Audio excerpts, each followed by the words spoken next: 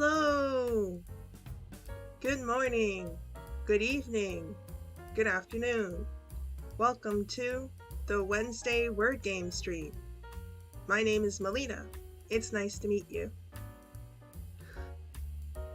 Hi Panda! Okaeri. Thank you. Thanks for the welcome back.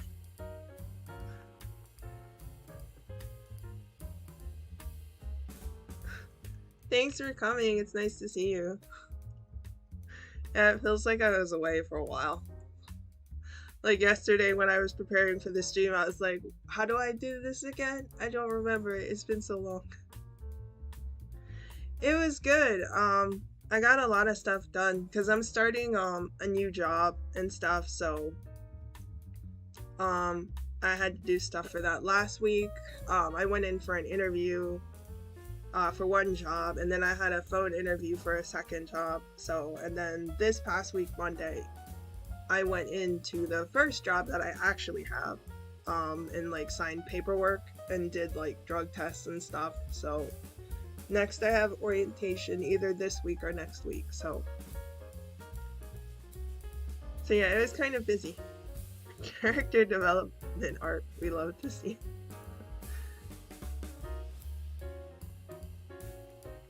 Yeah, I guess so, because it's a different type of job than what I'm used to, so. But I'm excited to have a job again. So, I just hope I like it. So. But yeah, everything went well. And the rest was good, because, you know, whatever was wrong with me in September, whether I had bronchitis or allergies or whatever, I don't know. But it feels like it cleared up a lot. Because I feel a lot better, and I don't have like fluid in my chest or my lungs or wherever it was. Wow, imagine being an employed, functioning member of society. Hey, I was kind of employed. My VTuber job is a job.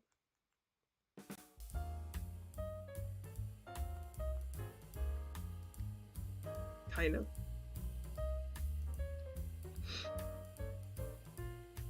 But yeah. Yeah, I can start paying taxes again.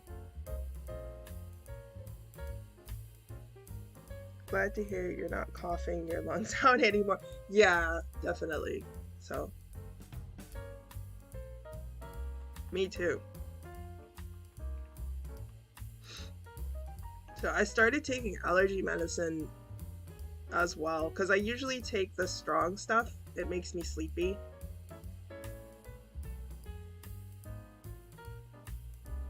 So, but I just take one instead of two, and it seems like I'm okay.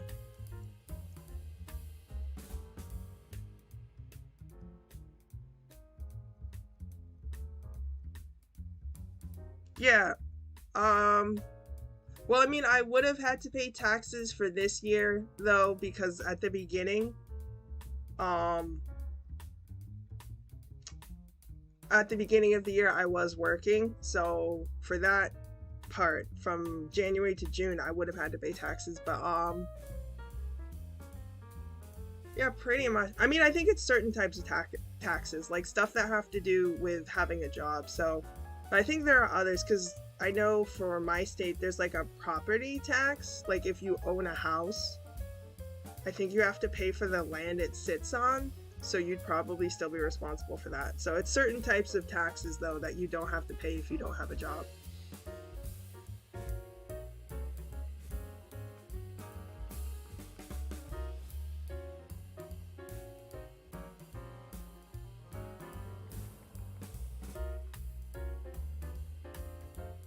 I hope so, but I mean it depends, because every state, because there's local tax for the county you live in, and then state taxes for the state, and then there's federal taxes. So what if you own the land? Oh yeah, I think you still have to pay taxes. I'm not really sure, to be honest. I've never owned a home, so I don't really know. But it's something I heard my parents talk about once.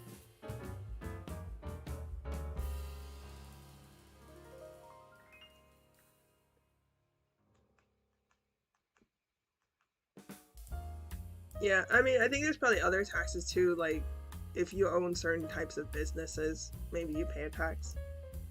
I'm not sure.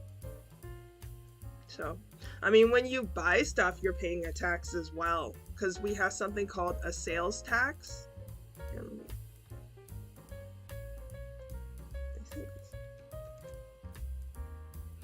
Yeah.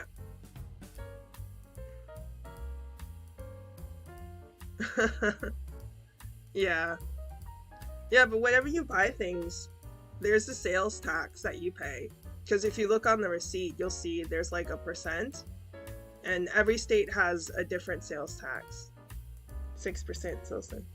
I think it's different for every state. Some are higher, some are lower. It just depends. But yeah. Oh yeah, we have that in Malaysia. 6%. Oh, yours is 6%. Oh, okay. I think though, if you buy groceries from the grocery store, you don't have to pay a tax on it. Certain things, like food, in the grocery store. But if you buy other things in the grocery store that are not food related, then there is a tax, I believe. Goods and services tax, actually. Oh, okay.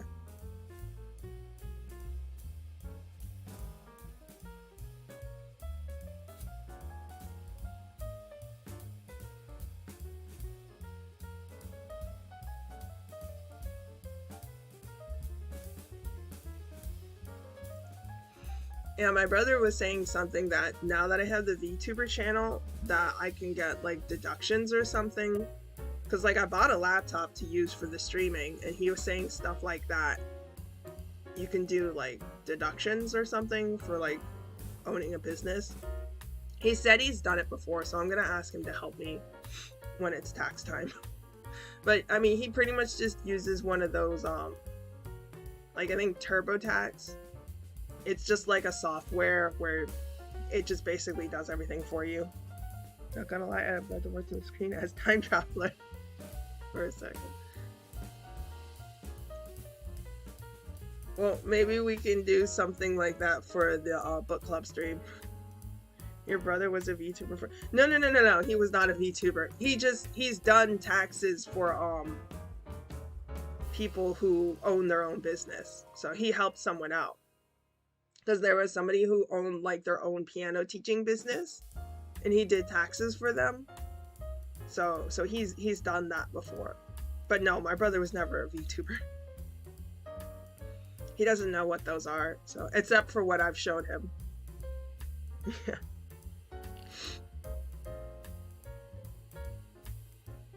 Yeah, because I'm guessing for America, being a VTuber, it would act as like self-employed, so I guess like you own your own business kind of, so that's how you do your taxes.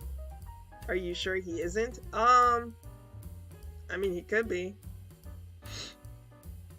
I mean, you never know. Yeah, maybe he's one of those girl VTubers. He's the girl VTubers who have like a male performer who do like a super girly voice, and everyone thinks they're an actual girl. That's my brother.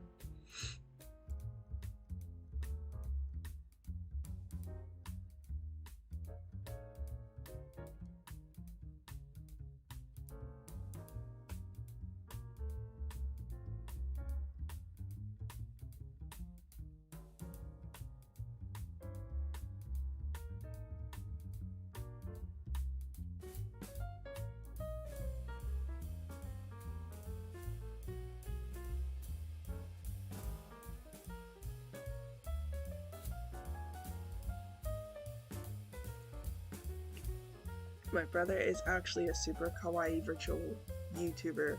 New light novel anime. Yeah, right? The light novel titles are so long.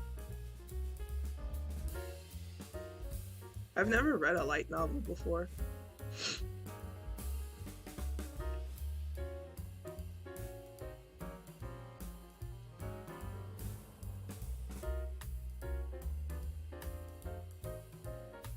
Oh no.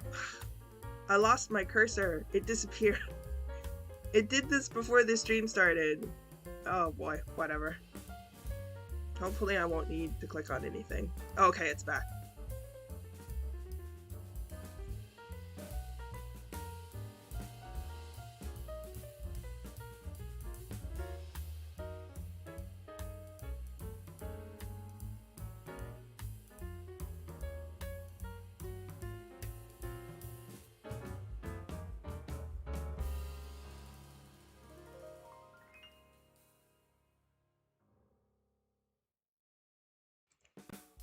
I feel the light novels have to be that absurd just to grab readers' attention.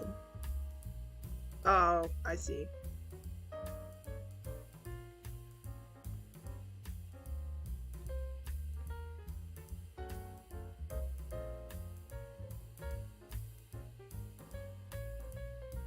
I actually don't understand the concept of a light novel, because it's like a regular book without pictures, so it's like, well, I mean, I guess people who like reading, I don't really like reading that much.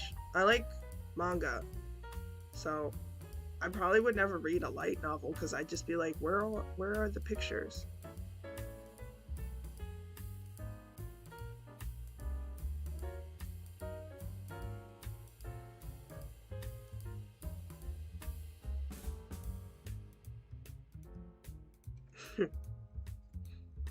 Oh, by the way, just a warning, there's like a massive delay between when I'm talking and when you hear me, I think. Unless it's the device I'm using to keep tabs on the stream.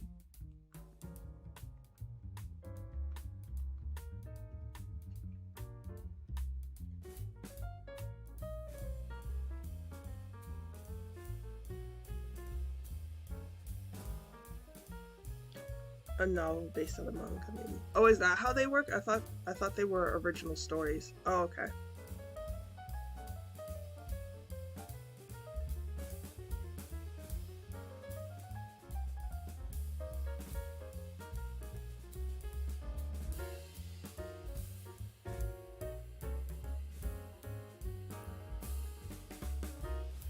BRB, Googling the difference between light novels and normal novels.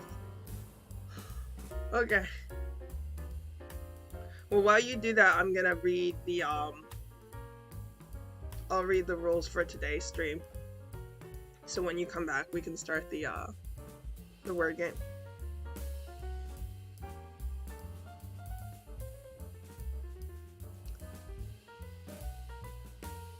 Okay, so for today's stream, we are doing a word guessing game, and the theme is travel. So all the words, they will have to do with this topic.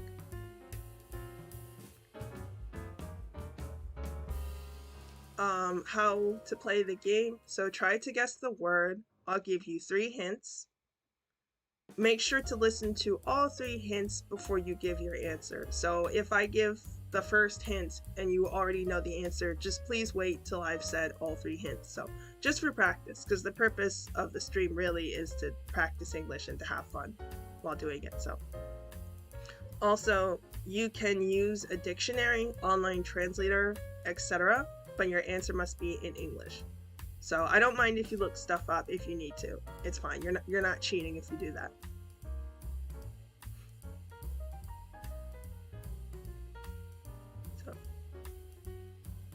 Okay, so word number 1. We will wait for Panda to come back.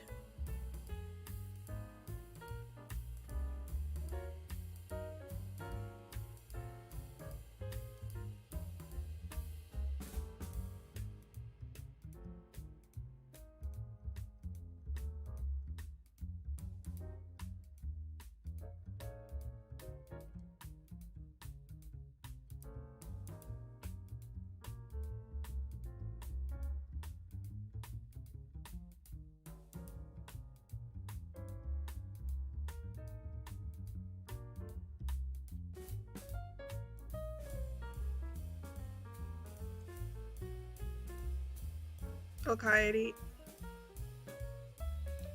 Oh, I just realized I screwed up. At the beginning of the stream, I said Okaeri. I'm supposed to say Tadaima. I forgot. I'm so used to saying Okaeri because I'm usually in the audience when VTubers return or something, so I hardly ever say Tadaima. But anyway, Okaeri, welcome back. So what did you learn?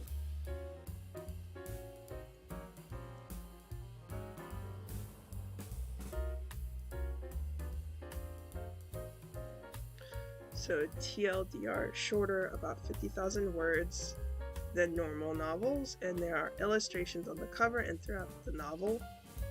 That's what makes a light novel. I mean, it almost sounds a little bit like children's books. because that's how I remember there's lots of words, and then there's pictures here and there. Actually, the Lion, Witch, and the Wardrobe is like that. It has illustrations every couple of pages.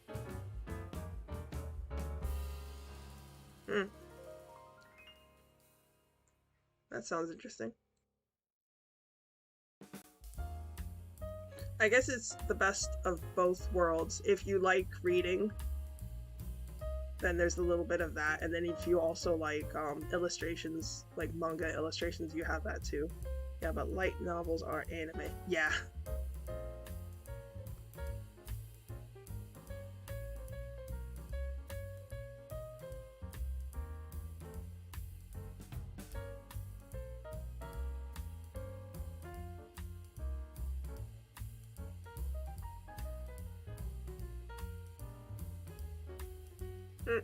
Oh, I see. That's pretty cool. There's lots of different options for anime fans. Okay, so what are the hints for the first word? Oh, okay. Let's see. Oh, so the theme was travel. Oh yeah, you read it. You saw time travel. We're not time traveling, it's just regular travel today. So, first hint, I will read it 3 times.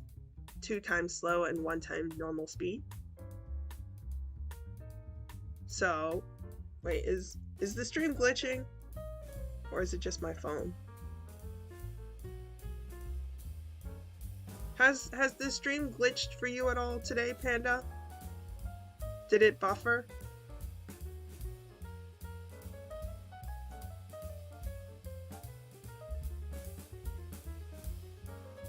Oh, okay. It's probably because I'm using my old phone, because my newer, nicer phone I'm using to do something right now, and so I'm using my junky old phone, so it's probably glitching because of my phone.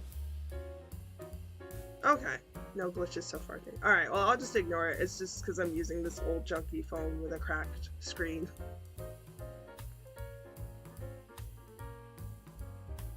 Alright, so hint number 1. It's a small booklet that's full of country names and dates. It's a small booklet that's full of country names and dates. It's a small booklet that's full of country names and dates. Hint number 2. Every country has their own small booklet, and if you have one, it means you're a citizen of that country.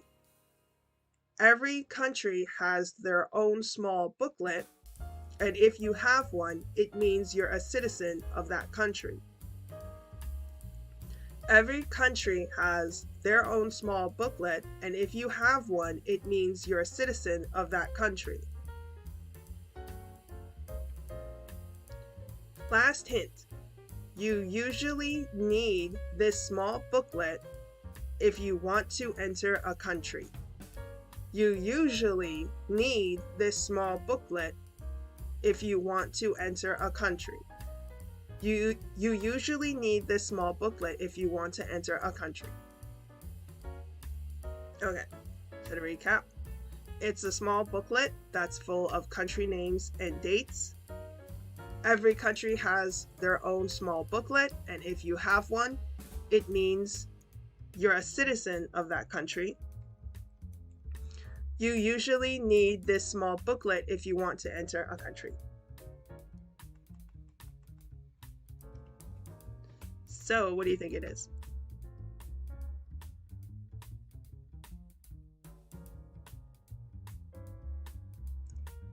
Death Note. No, not that one. That would be different kinds of hints.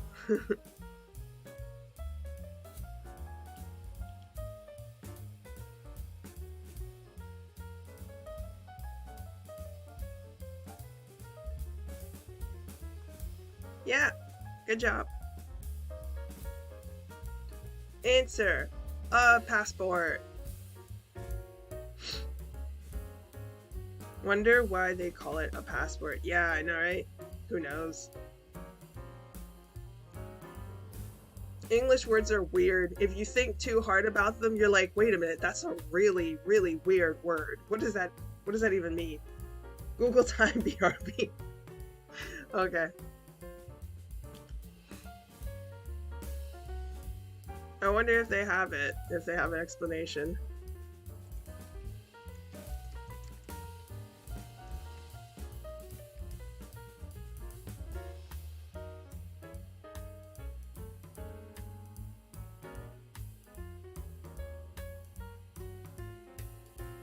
Ah, I found it.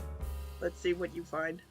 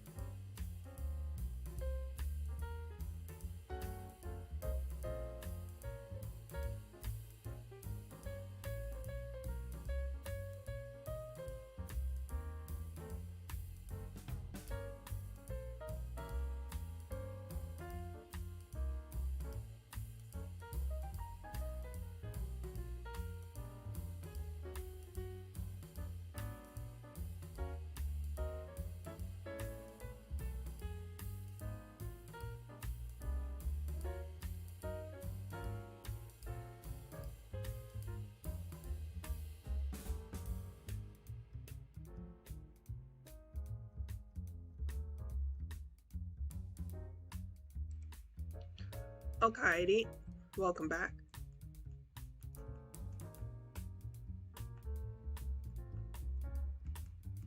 Okay, presentation time. What'd you find?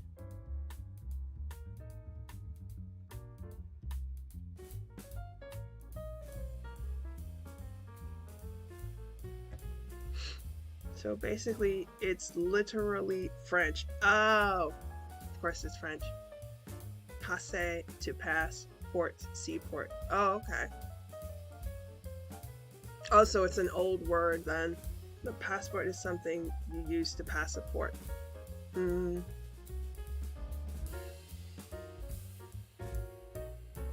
Pass through a port. Huh. Yeah, I figured the pass part, I figured it's like passing through something, but I wasn't sure why it would be a port. But I guess it's because it's such an old word. It's back when there was like sea travel.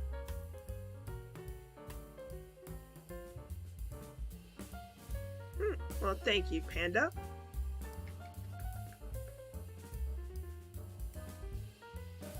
You're bringing us the information today.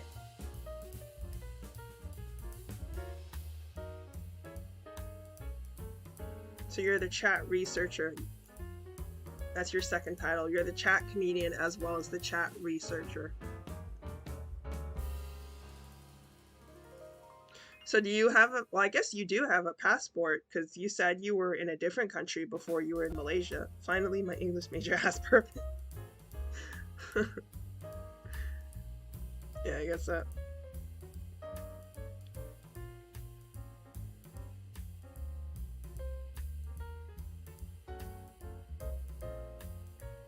Oh, a Malaysian passport. Oh, okay. Yeah, I had one years ago, but it expired because I had to get one when I went to Japan for my study abroad. So, but it's expired now. I'm pretty sure I still have it somewhere. I doubt you're supposed to throw those away. I think you have to keep them. Maybe you have to return them to a government building if you don't want it anymore. So, but yeah, I don't think you want to throw those away because you don't want people stealing it and like using it to like make a counterfeit passport or something. Is it okay if you don't renew it? Yeah, it's fine. I mean, you don't need it unless you're gonna leave the country. That's the only purpose that we have for it, isn't it? Requirement for traveling. Yeah, I mean, well, it depends on the country actually, because when I was a kid, we actually did not need a passport to go to Canada. So, because I went to Toronto when I was little, and like me and the other kids who went, it was like a church trip or something. No one needed a passport. So, because at the time they didn't require it. I don't know if it's different. It might be different now. I'm not sure.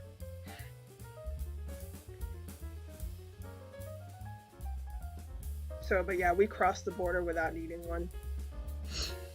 But I mean, yeah, it's just, I mean, maybe if you need a form of ID, because like for the job that I went to on Monday, they said to bring 2 forms of ID, and one was my driver's license, and then they said the other one can be something like a birth certificate or a passport. But my passport was expired, so I don't think it would work if it's an expired passport. I'm not sure. But I brought something else anyway.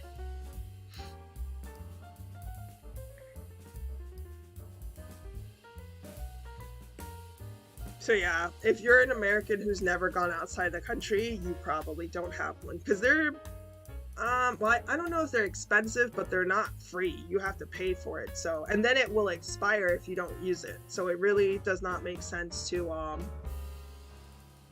get one and to keep it current if you're not planning on traveling. In Malaysia, our main identification document is IC, identity card. Oh, okay.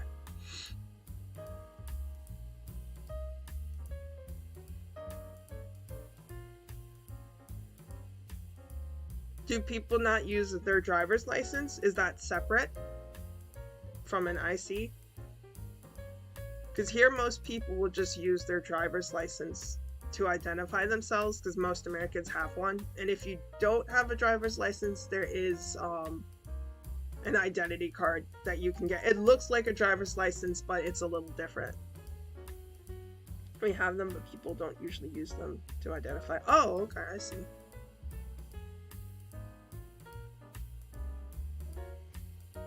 Yeah, it's technically illegal in America to walk around without identification, but I don't think a lot of people know that. So, I mean, I didn't really think about it. So, because if a cop stops you and asks, you know, to show them identification, you're kind of required to. And if you can't, then that's a problem, because identity card is like nationwide identification for stuff like registration, paperwork, etc. I see.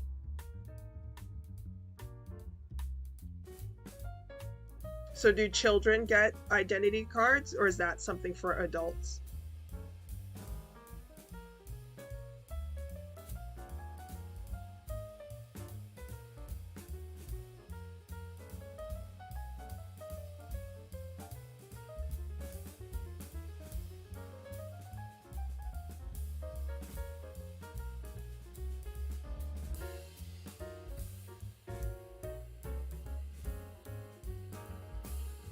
I'm not sure what age we first get them, but we renew them at 18, I think. Oh, okay.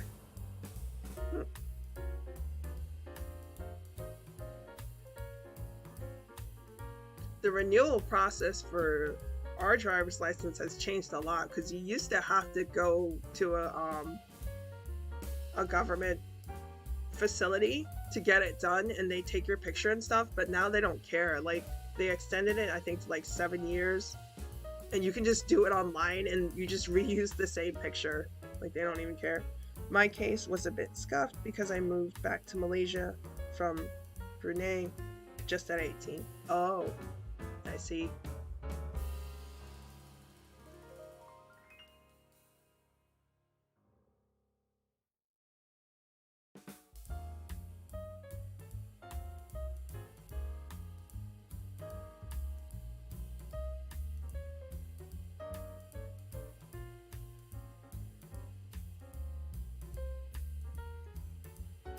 Also, wait, then what does the phrase green card refer to in the US? Oh, that is something, like if you're a resident here, but you're not a citizen. My uncle has one, because he came from Jamaica, and he never got US citizenship. So that just basically means you're a foreigner legally residing in the United States. So yeah, my parents don't have a green card because they are actual American citizens. So before I was born, I believe, they became citizens. So yeah. So having a green card means you're not an American citizen, basically. So I don't have a green card because I was born here. So I'm an American citizen. I don't know a lot about it because I've never helped anyone with the paperwork or anything. So, but I mean, I think you have to renew it every so often. But I think it's more of a, does that mean you're a permanent resident? I forget. Because I think you still have visas, which are like short term. I'm not 100% sure. I don't know a lot about it because I don't need it. So yeah.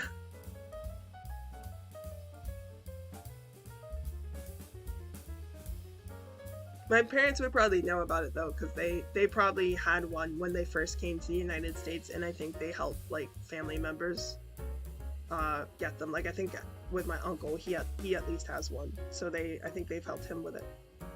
Because in Brunei, a citizen has a yellow colored IC, non-citizen residents get green cards too, and like permanent residents or something have a red purple card. Sounds like a sport event. Red cards, yellow cards, lots of different cards. I see. I wonder then if the green card thing is like something international and common. I lived in Brunei, but that was for studies, and legally I was still a Malaysian citizen, so I had a green card. Oh, okay. Oh, I guess that must not be something that originated here in the US. It must have it's probably something very old, like the passport. So I guess that's why other countries have them.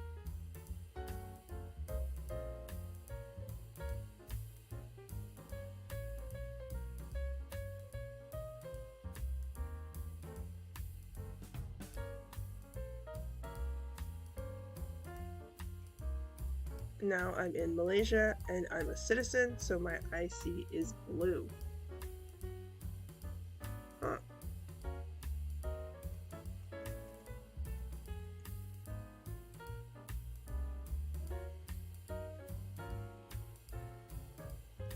That's an interesting system. Fancier. Does it have like holograms? Like if you turn it in the light? Like if you get the super rare Pokemon cards and stuff, there's like holograms that shine. And they're all flashy.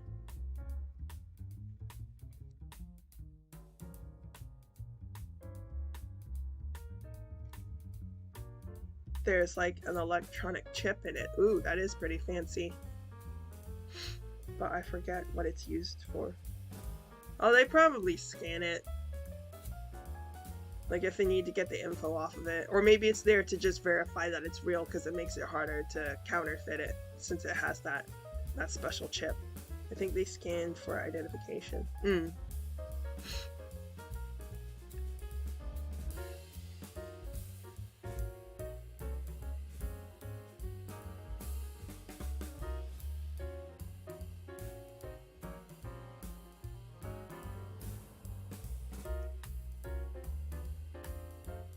Yeah, all that stuff sounds stressful.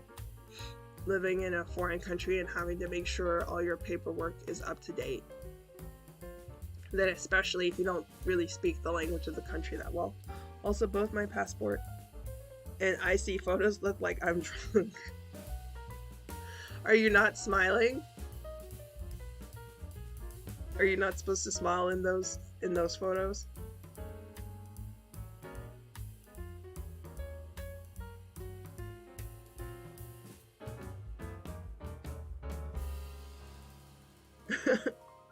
Monotone face like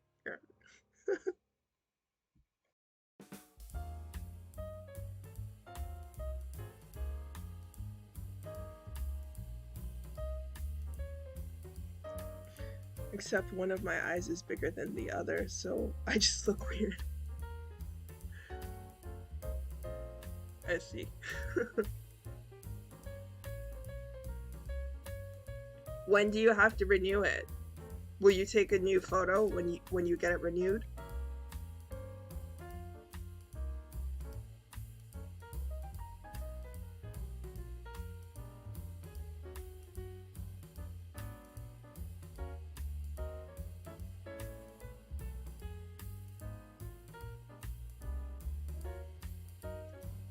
Not sure when I have to renew it. Oh, okay, I see. Well, hopefully, when you renew it, they'll let you take a new photo, and then you can take a better one.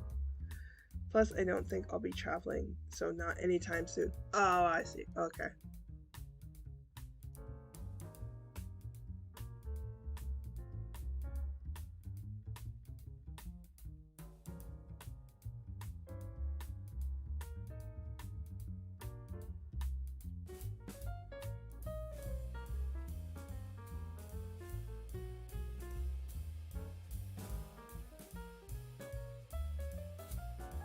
Alright, well, let's try. Let's see if you can get word number 2.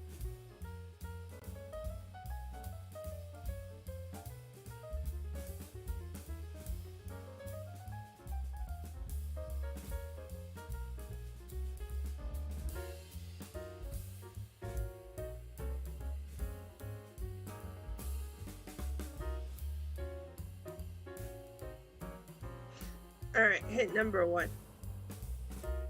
It's a vehicle that people ride inside. It's a vehicle that people ride inside. It's a vehicle that people ride inside.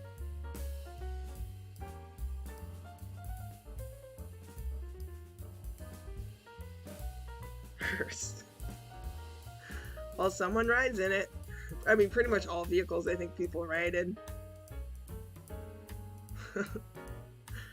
Hint number 2. You can find it at the airport. You can find it at the airport. You can find it at the airport. Last hint. It has wings and can fly. It has wings and can fly. It has wings and can fly.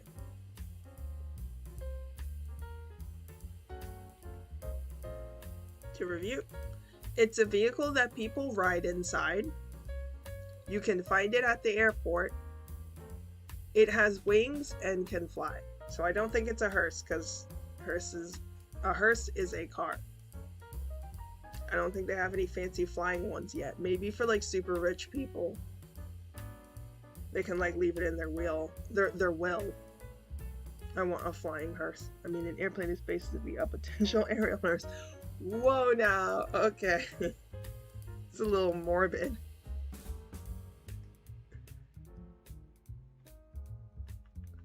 I already don't like flying for that reason. That went dark. I mean, if that's the case, then any vehicle is, because every vehicle could potentially have an accident. I don't think there's any vehicle where it's perfectly safe. Even ambulances have accidents, which seems to be kind of ironic, but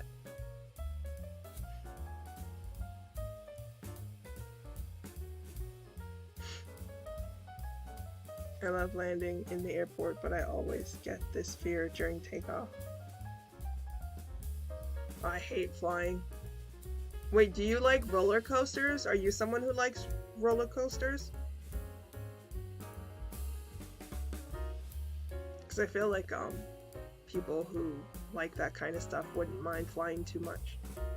It's always, oh god, I'm in a metal bird at 1,000 miles on the sky. Yep, pretty much. In physics, the laws of physics are the only thing that's keeping it in the air. I mean, I don't have much experience with roller coasters. Oh, okay. I forgot if we had talked about roller coasters and whether you were somebody who likes them or not.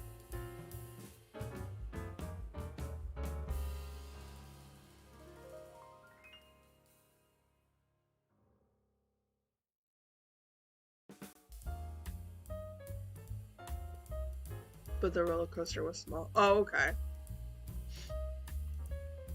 Well, if you have problems during takeoff, you probably might not like the bigger roller coasters. I hate them. I never ride them. So I don't really know how they feel. They feel awful.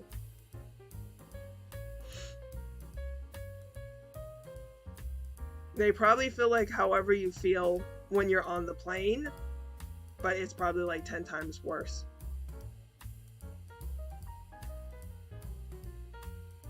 There's like a feeling in your stomach where it feels like, oh, you're gonna throw up, and just, it's awful. I hate that feeling. The scariest part would be the slow climb up right before the big drop.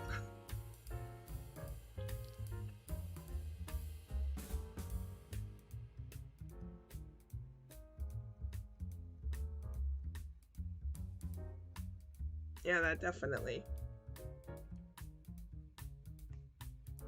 I hate that feeling in my stomach. Yeah, it's really awful to just know you have no control over how your body feels until the ride is over. Like, there's really nothing you can do. Like, my stomach decides to leave. Exactly. It's awful.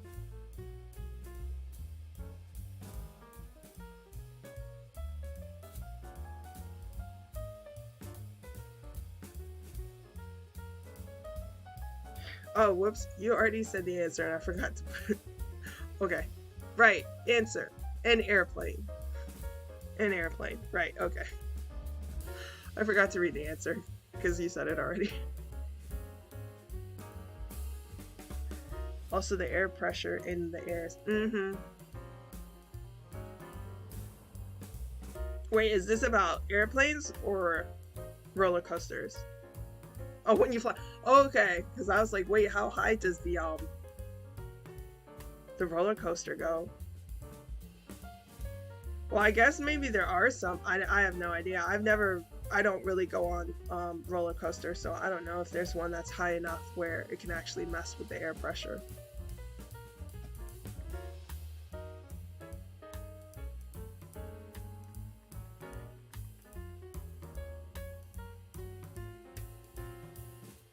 Imagine a roller coaster that goes to flying height. I know, right? That would probably be really expensive to make. If it's even possible, who knows?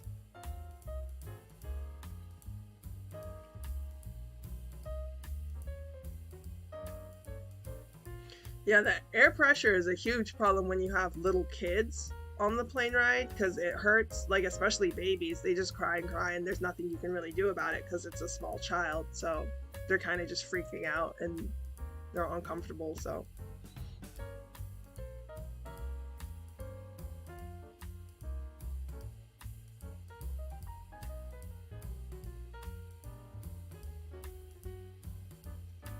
wait, what? I don't know who that is. Who is that?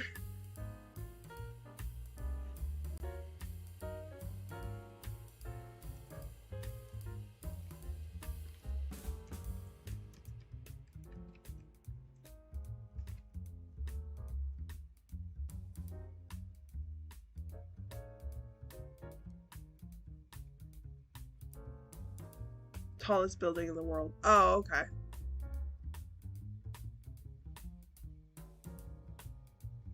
It's in Dubai, if I remember correctly. Oh, okay, okay.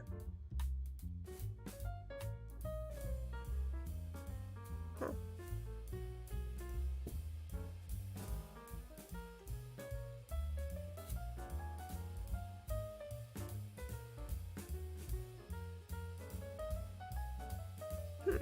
Yeah, I googled it just now. Interesting.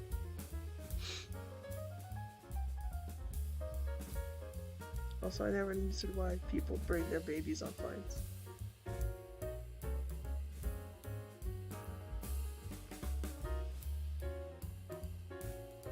I mean, it's probably not on purpose, so it's just they have to travel, so the kid has to come with them, unfortunately. There's no way.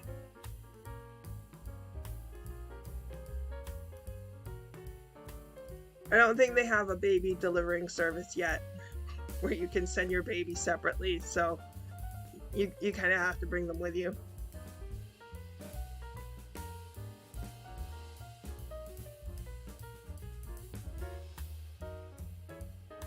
I'm just soaking in the experience and then yeah.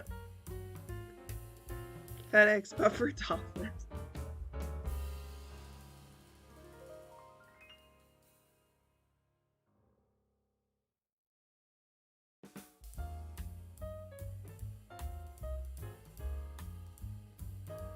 Yeah, I don't think that would probably be legal. Definitely doesn't sound like a very good idea. Letting other people take your kids somewhere. Although I think they kind of have that, because sometimes kids have to travel alone, at least in the United States. They travel alone, and I don't know if it's somebody who works for the airport or something, but like there's supposed to be some sort of a setup with the airline or whatever, that if a child is traveling alone, that they kind of babysit them a little bit. I'm not sure how it works though. Reminds me of Home Alone. Yeah.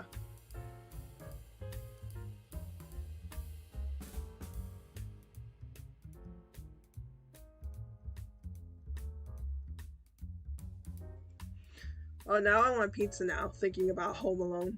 Because there was so much pizza in that movie. Forget which movie it was.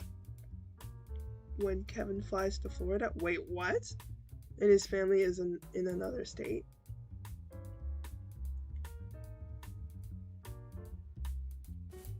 Oh, I don't know which that one is. Are you sure it's not mixed up? Because I remember in the second one, his family goes to Florida, but he accidentally goes to New York. Are you sure it wasn't mixed up? Because that one, I watched them both last year.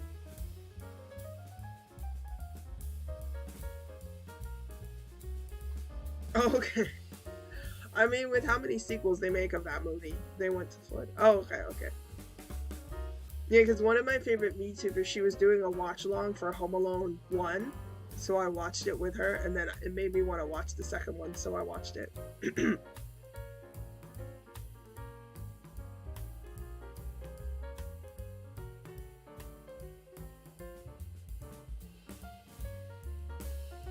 I haven't watched those movies since I was a kid. I know, right? It was very nostalgic, and there were so many old things in the movie, because I think it's from like the 90s. So, like, they still had payphones. We don't really have payphones. Or at least where I live in the United States, they've gotten rid of most of the payphones. So, like, the last one I saw, it didn't work. I don't know why they didn't remove it, but I have a certain orange-haired man was in one of the movies.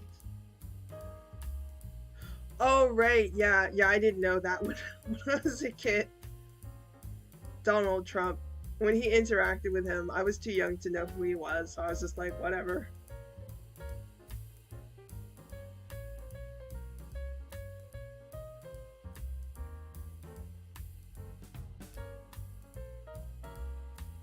I wonder how much they had to pay him to get him to do that.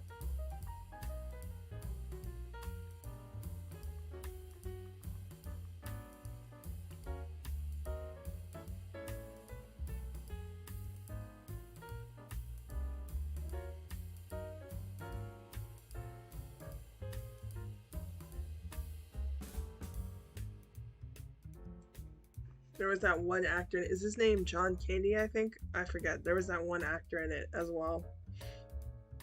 And then suddenly this stream has been suspended. Wait, why? Oh. Well, we didn't say anything bad.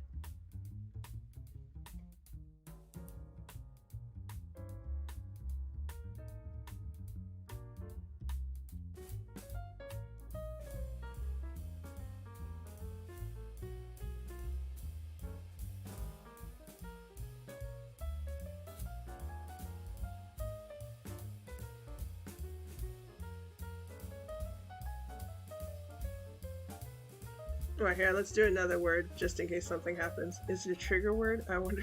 Maybe.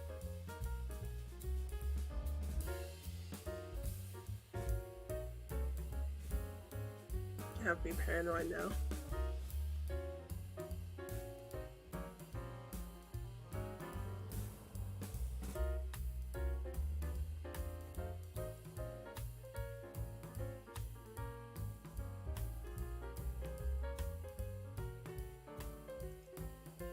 I mean, he hasn't been relevant in like a year now, I think. Yeah, probably not. I mean, I don't watch the news. Pretty much ever since all the crazy stuff in the world happened, think like since pretty much when I became a VTuber fan, I just stopped watching the news, so I have no idea. But it seems like things calmed down a lot now that he's not in the White House anymore. Like, the news don't really care about him anymore, so seemed like things calmed down a little bit. I don't know though. I don't pay attention to the news because they were getting on my nerves, because they just report on the same thing over and over again. Who needs news when you have VTubers? Actually, yeah, in all seriousness. It helped because I was getting really stressed out because I was just paying so close attention to the news, and they just keep reporting the same thing, and there was just a lot of craziness going on in America last summer. So when I found VTubers, it was like a huge relief because I was like, oh, thank goodness.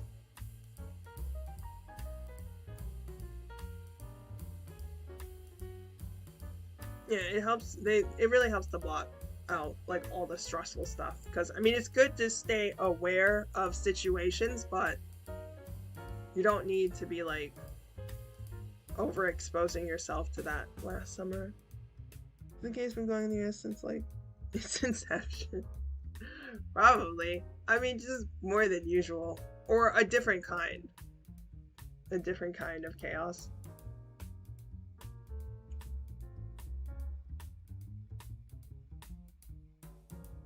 It's just really annoying because that type of chaos, it spreads to like all of the cities, and it's something that people, like opportunists, they use it as a chance to like steal stuff. So they just like start riots and things because they want to break into stores. So it's really annoying.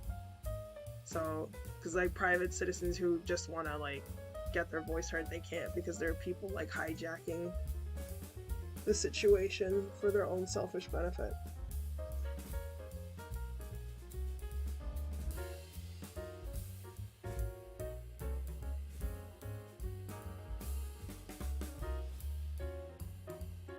Escape from reality. Yep.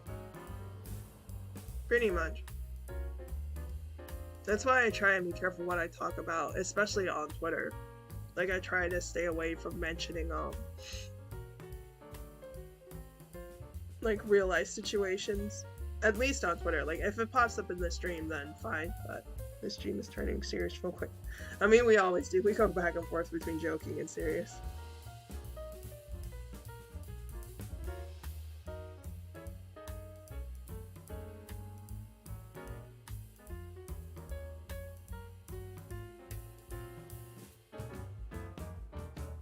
Alright, we can lighten the mood. We'll play the game real quick. Twitter. Okay, yeah, let's definitely get back to the stream. Let's not go to that discussion. I would hate to attract any negative attention from those people.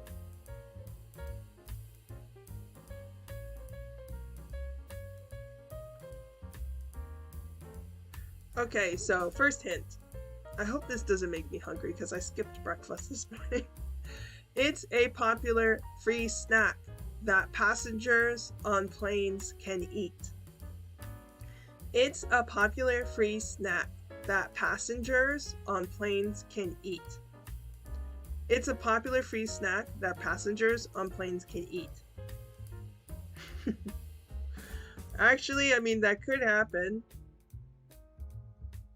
Because, like, the stuff I've seen, like, just random, drama situations get started over the smallest things, and it's just like, good grief.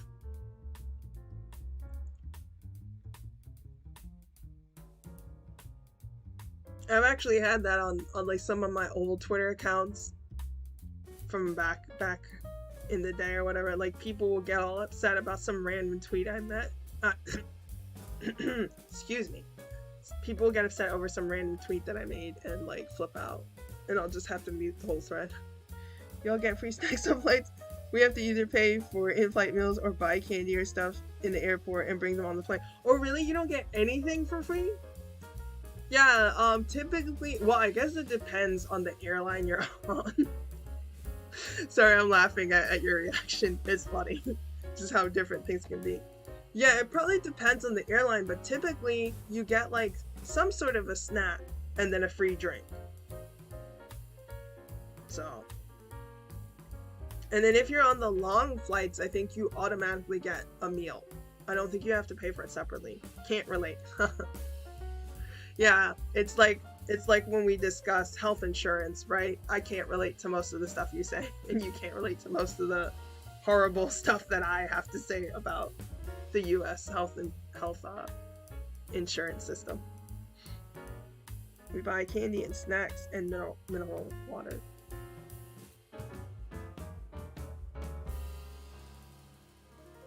Can you even take stuff on the plane anymore? I don't remember. Yeah, I guess you probably can.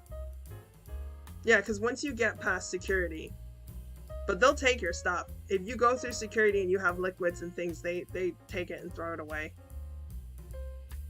Our healthcare may be messed up, but at least we're not hungry while flying. Yep.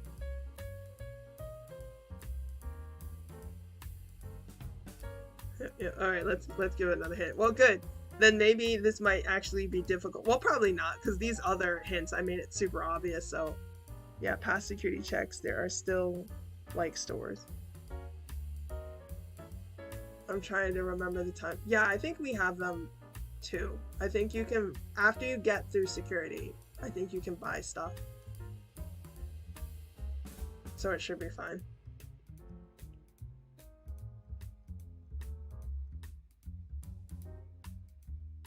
Yeah, because I don't think they check you again. So if you buy the stuff, you can bring it.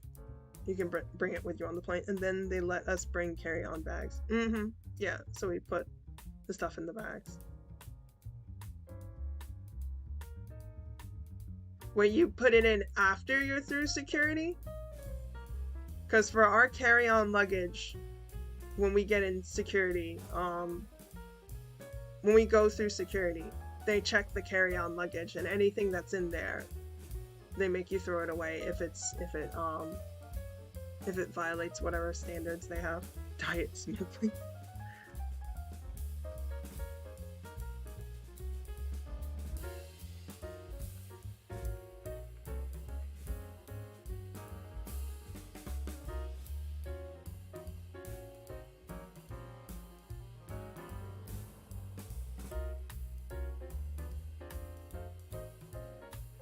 I mean, pretty sure candy isn't a security risk.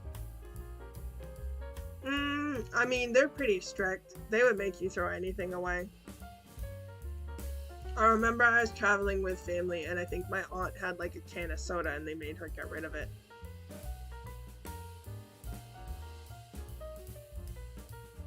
I would hate to work as a security guard for the security check, because you probably have to spend all day saying the same thing over and over to people and watching them get all upset and mad because they have to throw something away.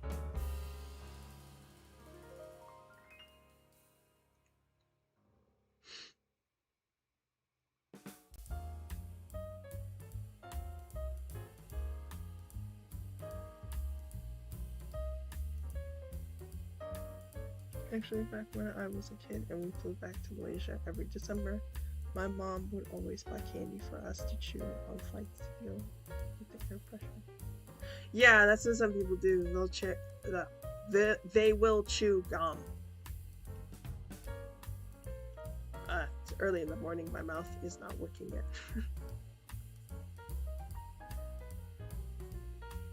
Yeah, that's good to give to kids, because they will definitely eat the candy, and so that will keep the air pressure from making them uncomfortable, so they won't cry.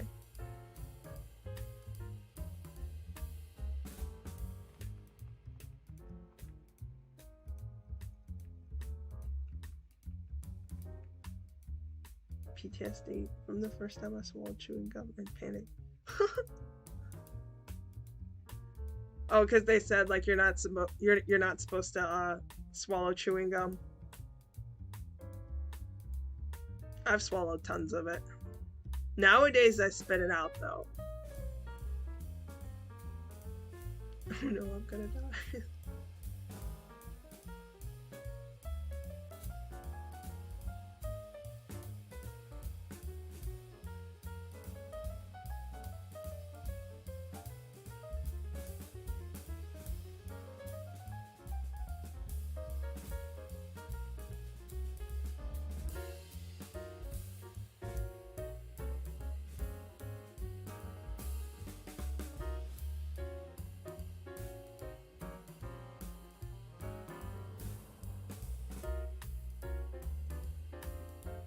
it's not gonna digest out of your system, and it's just gonna stick there. And I told my mom, and she just laughed. Oh, that's so funny. And sad at the same time. You're freaking out, and your mom's just laughing.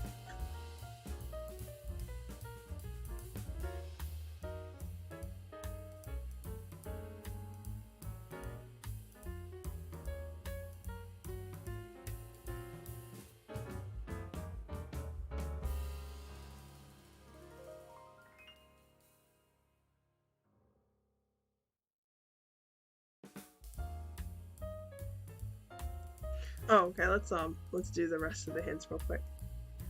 And then I woke up the next day. Oh, wait, you were still worried the next day? That's funny. That's a funny childhood memory.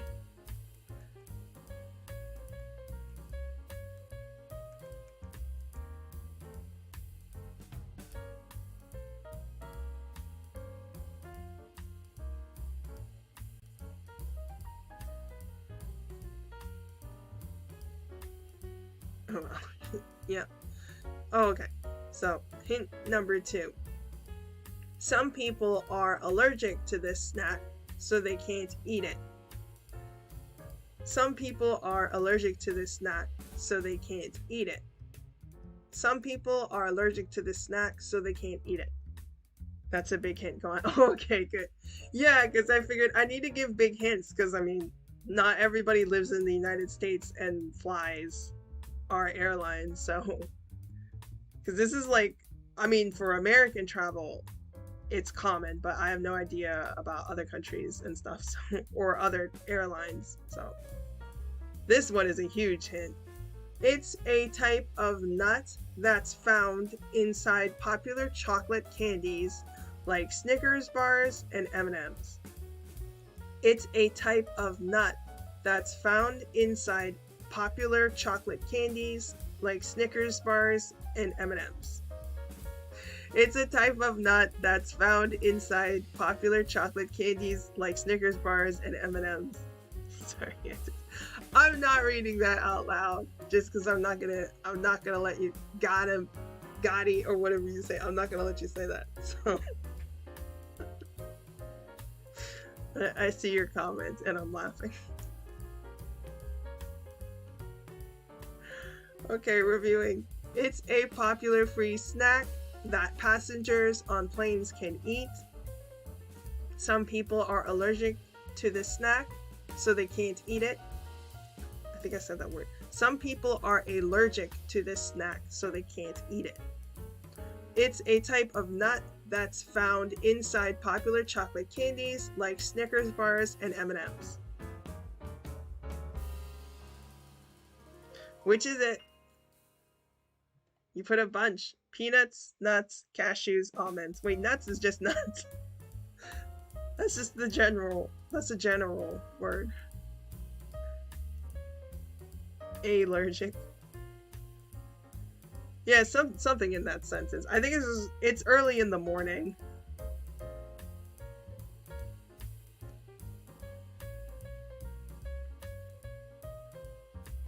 Yeah, it's hard to warm up with speaking because like I have a weak throat, so I can't really talk that much, which is annoying.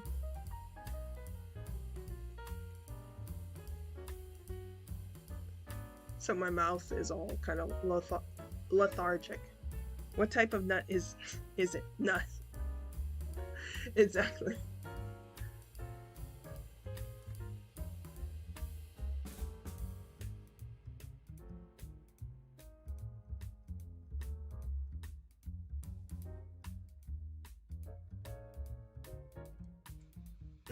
Good job. I'm hungry now because we're talking about candies and stuff. Yeah, answer. Peanuts. Peanuts.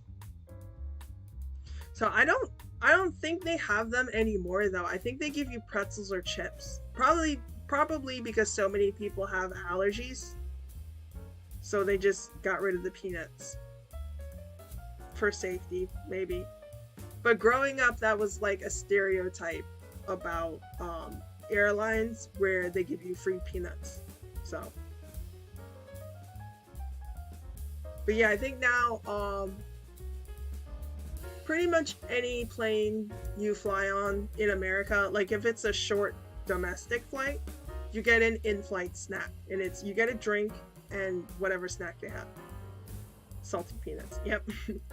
But you always have to make sure when they ask you what drink you want, tell them you want the can, because otherwise they will they'll open the soda and they'll pour you a cup, and then they'll only give you like what's in the cup, and they'll keep the rest of the soda that's in the can. So it's kind of a trick. So you have to say you want a whole can. Like, please can I have the can, and then, you know, a cup of ice. You have to tell them that specifically. Subtle scam. Exactly, yeah. And then they save the rest of the soda, I guess, to use for somebody who wants the same. Like if you ordered if you asked for a Coke, then they'll pour like half of it and then pour the other half in someone else's cup. So you gotta be very specific. Not like I'll be coming to the US anytime soon, but we'll remember this important info. Yeah.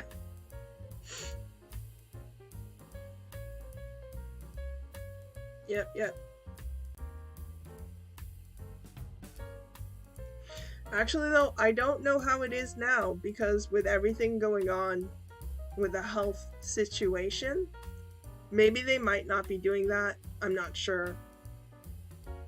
Because that's a lot of direct interacting with people for the flight attendant staff to go around and like give people food and stuff. So they might not be doing it. Maybe it's something where it's like everyone gets a snack already. And it's just like, well, no, they probably wouldn't put it on your chair. Because then people would start eating it before they want them to. Yeah, but I'm not sure. Maybe they are doing things differently now. I haven't flown on a plane in a couple of years.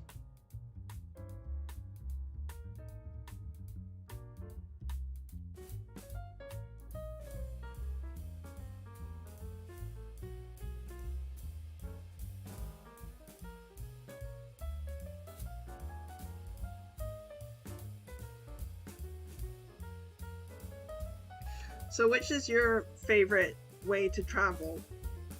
Peanut allergies. Oh, do you have peanut allergies? Do you have any kind of allergies? I don't think I have any, other than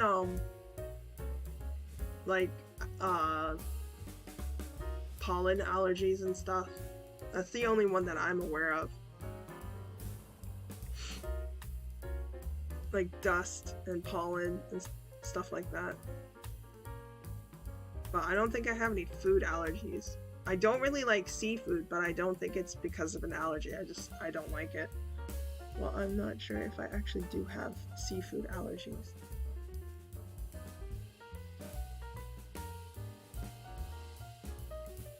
But I've always stayed away from it since childhood. Yeah, me too. I don't like the flavor. So, I mean, if it's fried, I'll eat it.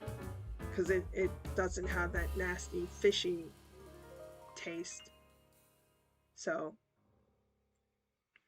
because I've eaten takoyaki before, it's delicious. But I mean, that's like fried. And like the ebi fry stuff that they have in Japan. I'll eat that, but it's all fried. But I do get super itchy with like dust. Oh wow, that sounds bad. What, like your eyes and your nose? Or like, oh, your arms? Oh wow. I've never had that happen.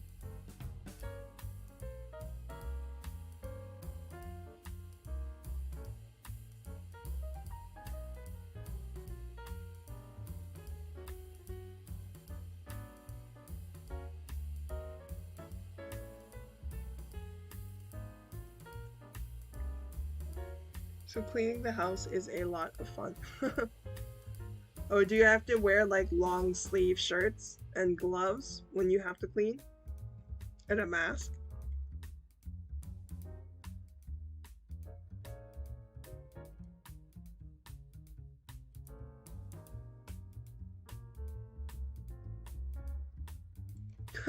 You just go ahead. You tough it out. I see.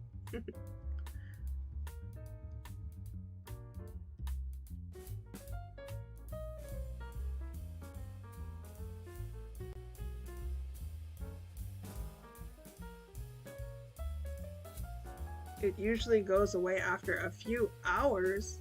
That sounds like a pain in the neck.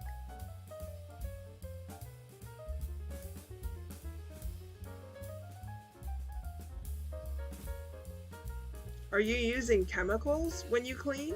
Could it be the chemicals? Or what's bothering you? Or do you not use chemicals? Do you just like use a dust rag?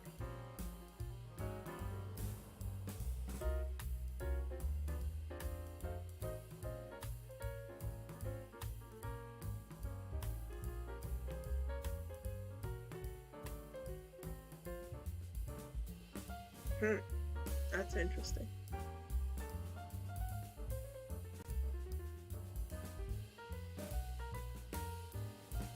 Just broom, mop, and not one rag to wipe windows.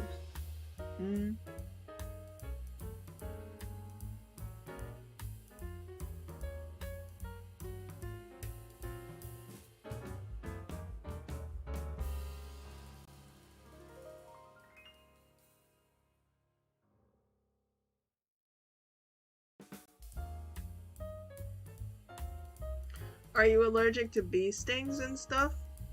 I've actually never been stung before, so part of me worries if I might be allergic to bee stings and stuff. I've always been afraid of those types of bugs since I was a kid, so I always stay away from them and freak out if they come near me. Bees, wasps, yellow jackets, all that stuff, I hate them.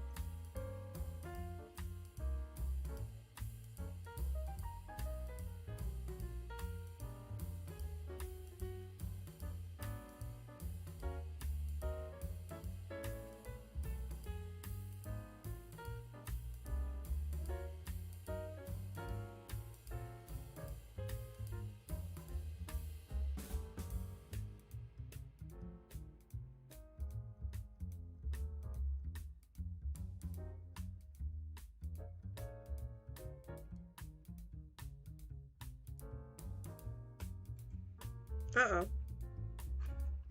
Is it back? Can you hear me?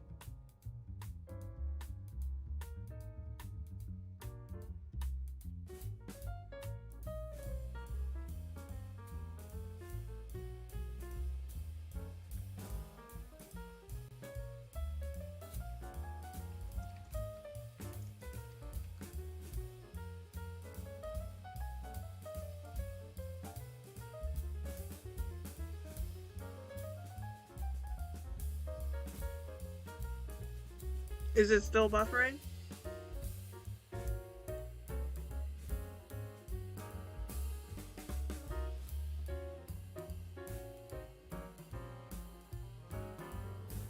Here, we'll move on to number 4 once it's okay. Uh-oh. She's not answering.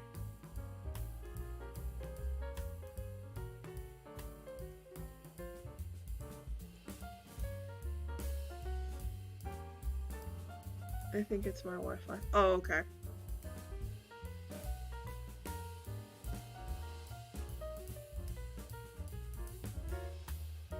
Well, we'll move on to the next word just in case, so that way nothing happens. Okay, we back. Oh, okay, good. We Gucci.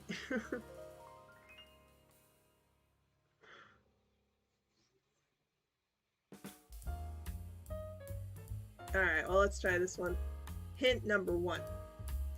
This item is usually full of clothes, shoes, etc. This item is usually full of clothes, shoes, etc. This item is usually full of clothes, shoes, etc. Sometimes it's filled with dead body parts, but we won't get into that.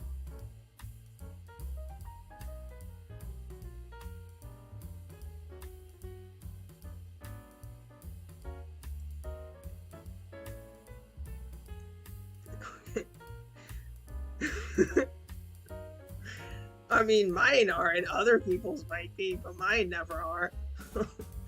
Hint number 2. When you arrive at the airport, you can give this item to an airport employee and have it returned to you at baggage claim. When you arrive at the airport, you can give this item to an airport employee and have it returned to you at baggage claim. When you arrive at the airport, you can give this item to an airport employee and have it returned to you at baggage claim. Or at least that's the hope. You hope it gets returned to you.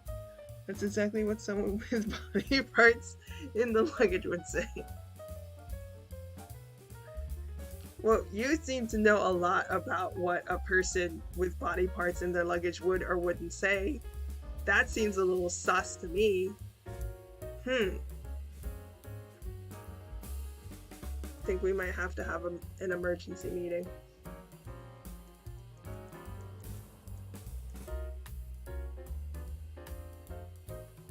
Touche.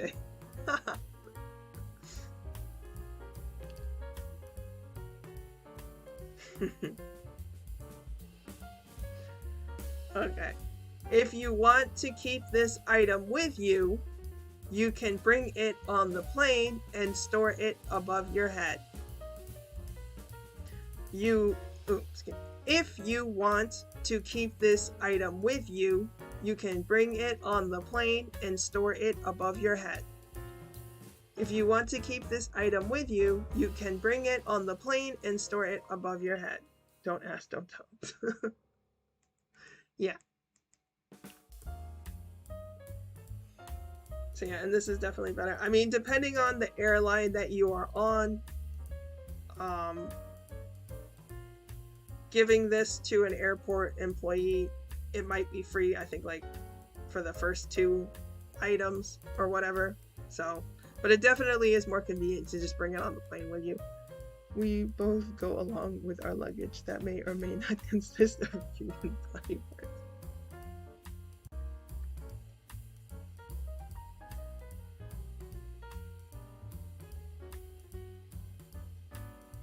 Exactly, officer. It may or it may not have any illegal things inside of it. Would they find that in the luggage? I hope they would. I definitely hope they would. Of course, you could be legally transporting a body, like if it's a deceased person, and you have to but I feel like those probably go on special flights. I'm not sure, actually. But yeah, some bodies do have to be transported. Okay, so to review, this item is usually full of clothes, shoes, etc. When you arrive at the airport, you can give this item to an airport employee and have it returned to you at baggage claim. If you want to keep this item with you, you can bring it on the plane and store it above your head. I remember reading one story where the corpse of a pharaoh had to be flown back to Egypt from France. Was it like a mummified pharaoh from like a museum? Or do they still have pharaohs now? Like a symbolic pharaoh? Like how Japan still has emperors, but they're kind of symbolic. And England still has a queen.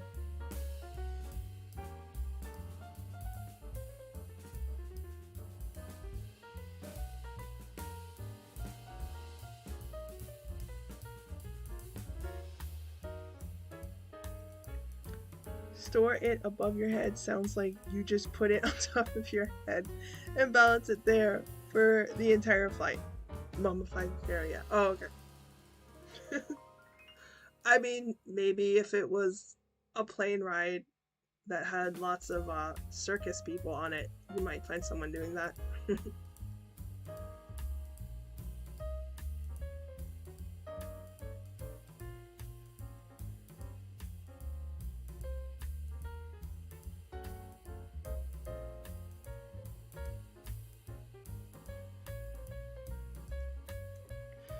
Pharaoh stopped existing after Cleopatra, I think. Roman invasion, etc. Oh, really? Oh, okay. Yeah, I don't know too much about Egyptian history. Don't remember. Actually, I'm not even sure when Cleopatra was supposed to be alive. Half the time I can't remember if she's an actual real person or just like a fictional character from an old story. But like pyramids. Oh, okay.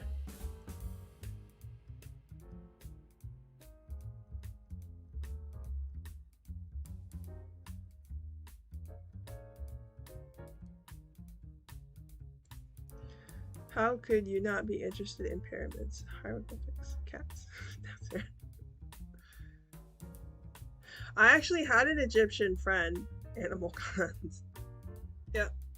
When I was in Japan, there was a guy there from Egypt, one of the other study abroad students. He actually gave me, I mean, I think it's just like a souvenir type thing, but, it's like a piece of paper that's made from like the papyrus stuff that they used to use in ancient Egypt, like the paper, and then on it it has hieroglyphics and stuff. Because he brought it from Egypt and he gave it to us as a present. So, I mean, I don't think it's like actually old or anything. It's just like probably stuff they make for souvenirs. But it was pretty cool.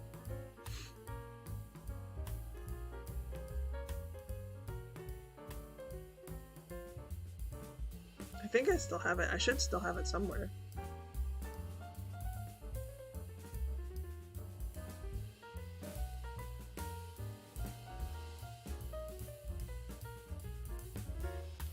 It's like how people are super interested in ancient Greek and Rome back in the day. Yep. It's always interesting that you have some countries where the culture that lives there, they've been there for like centuries, whereas America, we've been here for like what, 300 plus years at the most.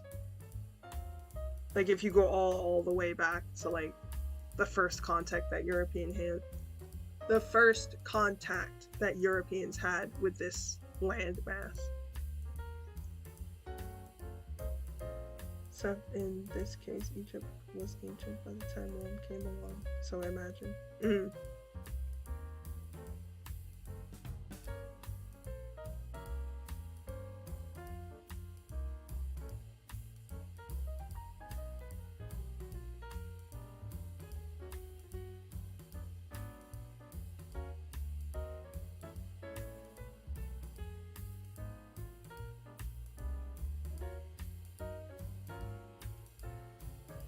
Yeah, learning about history, because I took a history class for Eastern Asia, so we learned a lot about China, Korea, and Japan's origins.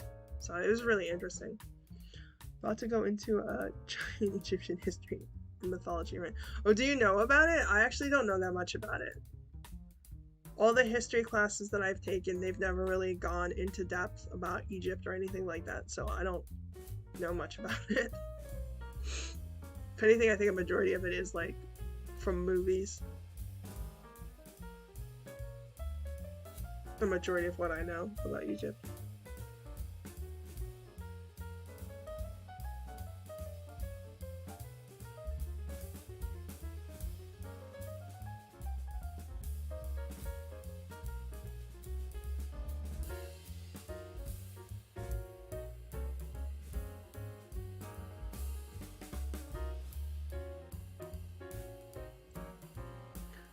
TLDR, Egypt was one of the first civilizations because it was along the Nile River.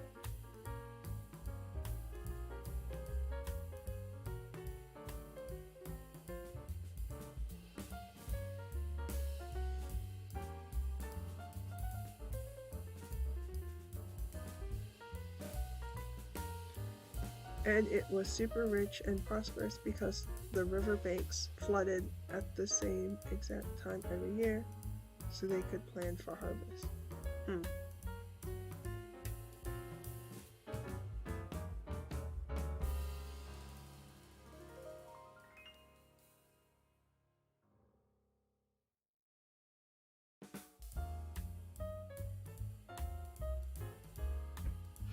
there's an Xbox 360 version of the game Civilization.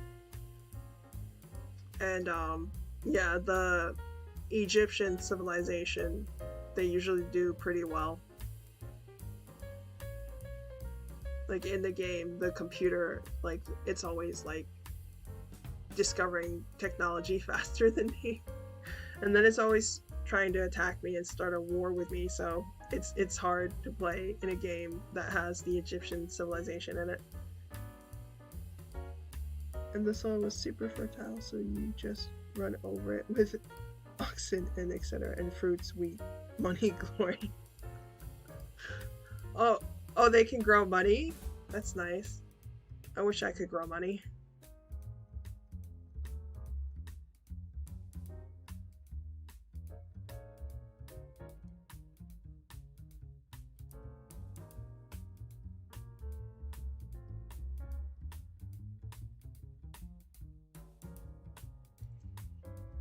Civ attacks you, you retaliate, labeled as a warmonger.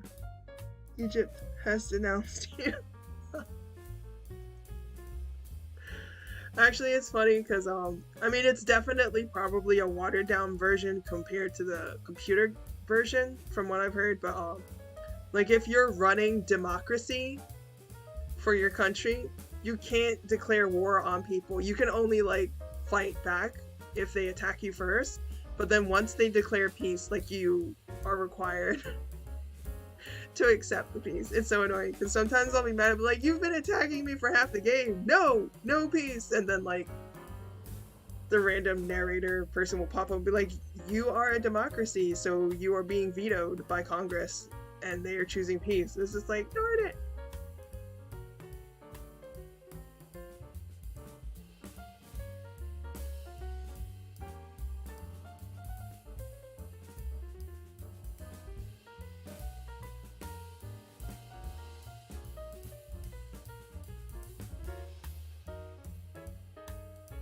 Yeah, they're kind of a pain in the neck, and their borders are it envelops like everything, so it's really annoying to have like an Egyptian city near yours because the borders just spread so very far. And with the way the game works, like if your cities are too close to another civilization, then eventually your city just leaves your civilization and goes to the other one because like their culture is more powerful than yours. So unless you have a wall, so it's very annoying. So I think Egypt and France and maybe another country, like their borders just spread insanely. It's very annoying. Haven't played Civ in a long while. Oh, have you played the computer version? I've never played that before.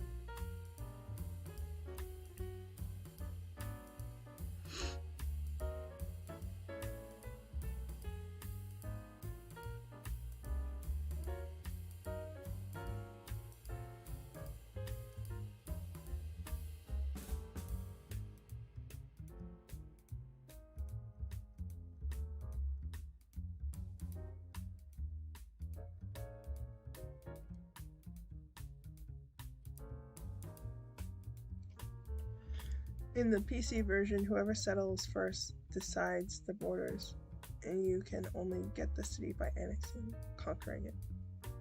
Oh, yeah, it must be different.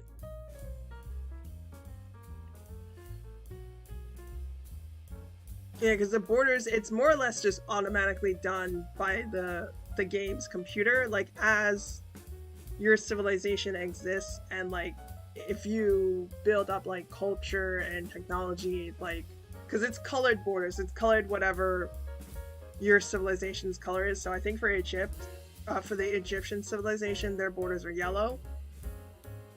So because that can spread further than like the actual city itself. So it's very annoying.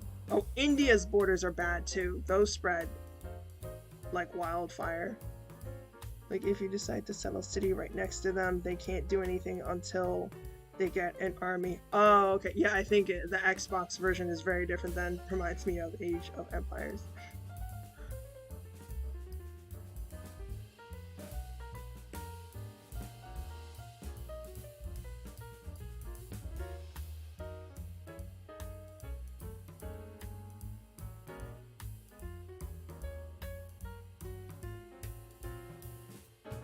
Yeah, it's probably really different.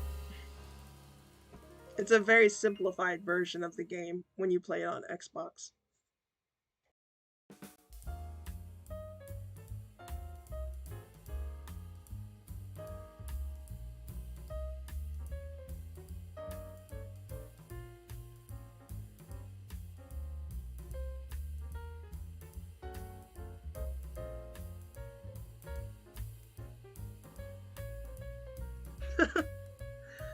Imagine someone coming into the stream and absolutely no context just hears, oh yeah, India too, their borders are really bad.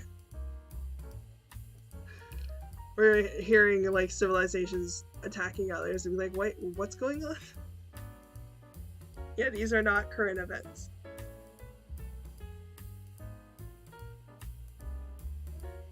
I think what's funny is all of the characters, they speak fake versions of the native language of the country.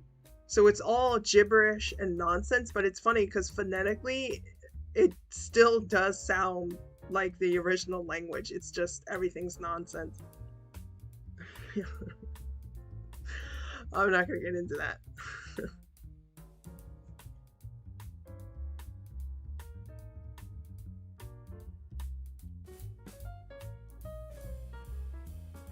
I learned a little bit about India in one of my classes. I learned a lot about Gandhi in one of my college classes.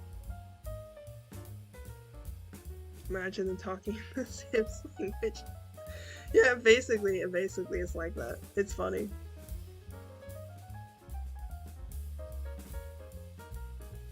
It's just really hilarious because it's complete gibberish, but it actually does phonetically sound a little bit like the original language.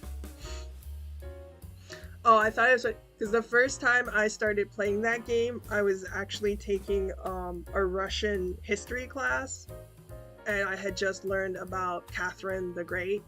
And in the Xbox 360 version, if you play as Russia, you play as Catherine the Great. So I was like, oh, I know who you are. Oh, that was funny. And the American civilization is Abraham Lincoln.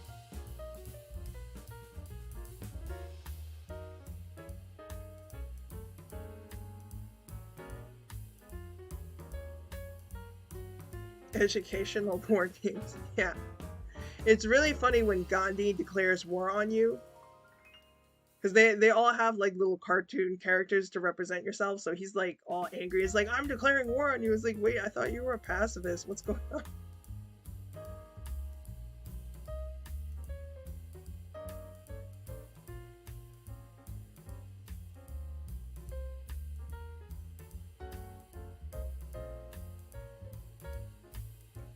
Gandhi just nukes everything.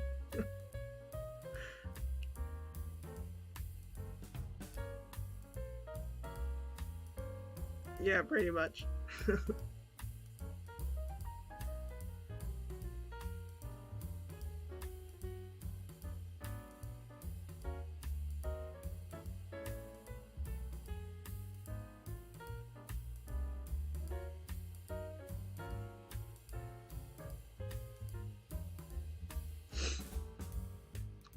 Playing as Japan is really good because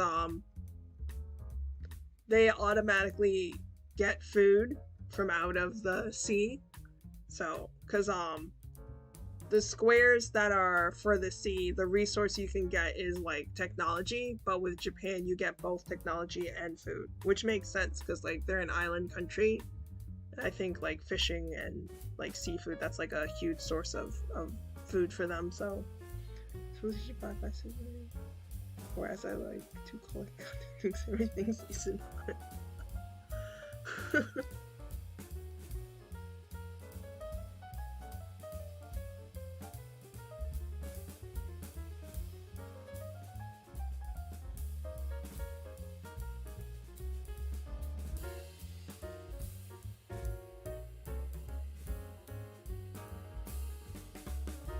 Yeah, I think my cousin plays the actual PC version.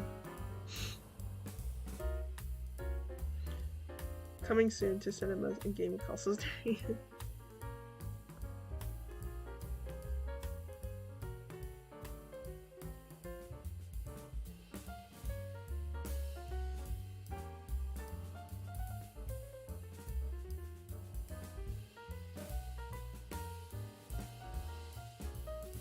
But Civ games take way too long.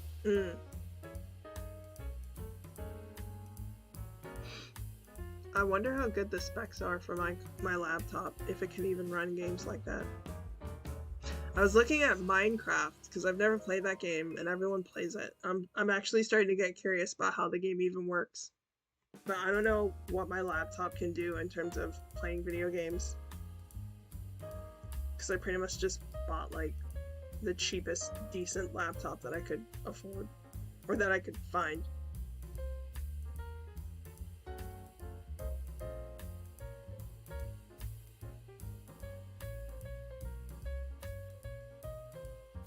Move every unit, research something, train a unit, build something 100 times over.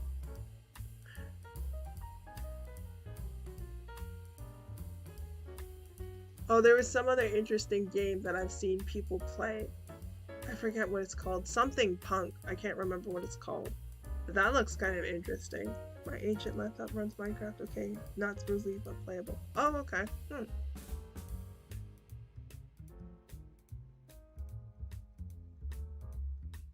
So yours should be fine, I guess. Oh, okay. Oh, speaking of gaming, did you see the different Eikaiwa stream that I did, like right before I went on the break? There was this Saturday stream. I changed the format a little bit. Did you see the archive or no?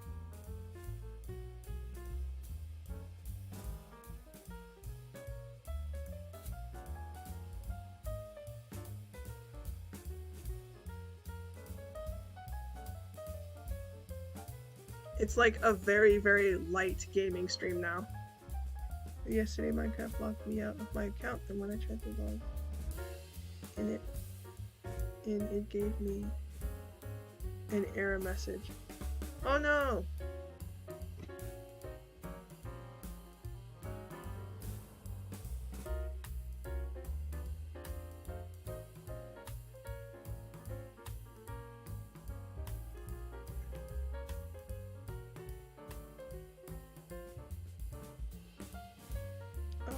Oh, okay. Yeah, it was just, it was puzzles. Because remember, I was trying to change the format because it seemed kind of awkward with the Eikaiwa stream, like the way the discussion questions just kind of interrupted the conversation we were having anyway. So yeah, so now I have a different way of doing it. It's a puzzle. Because my computer, there's like a puzzles app on it already. So I just do the puzzle while I chat with people. So it was actually very soothing. I'll watch it after the stream. Minecraft 8 times. Well, I mean, it's just me putting together a puzzle and just randomly talking while I do it. But I changed the BGM. So for the puzzle stream, there's a separate BGM because I wanted something a little different compared to the jazzy BGM that I have for these streams. So when I have the Saturdays, that's going to be the new one. So there won't be discussion questions. So that's just kind of like an open conversation stream. So.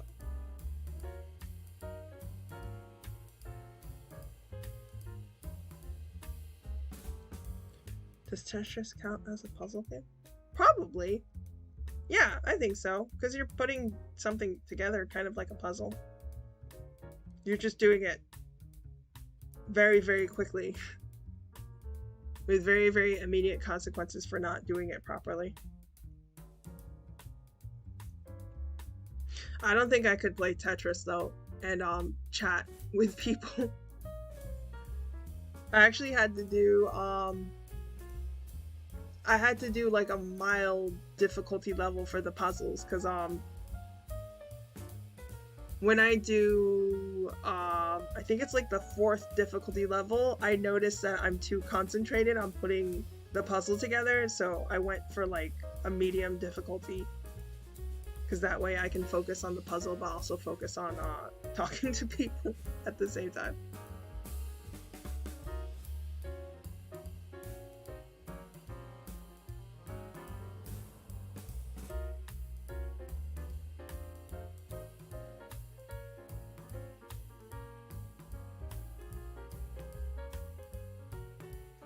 So, but most likely this week there won't be a Saturday stream. I think I'm not going to be able to do one this week, but probably next week. I'll see.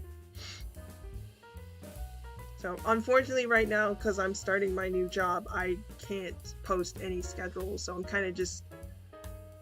Is it Gorilla streams? I guess they're technically Gorilla streams, because they're not announced in advance. So, but yeah, there is no stream schedule for now. And she was trying to look at the chat while playing and just going,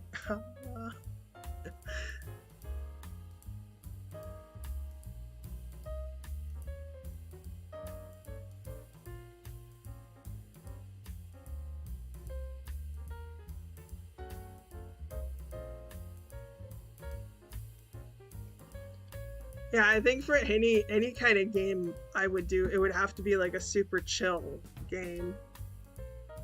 Like maybe playing chess. Or just something where things aren't happening in real time, where you have to constantly pay attention.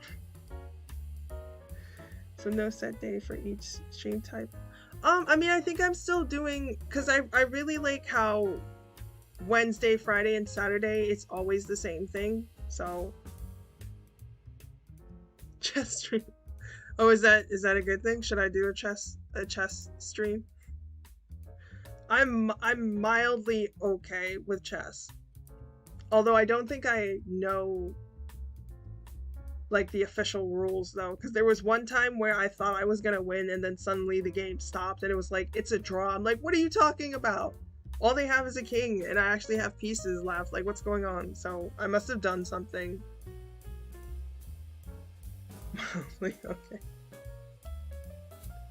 Well, I mean, I've only really played against the computer, so... Oh, a stalemate? Oh, okay, yeah. I mean, like, I know how the pieces move and the names of them and stuff like that, so... But, like, doing things that might be illegal or whatnot, I don't really know the official rules, so...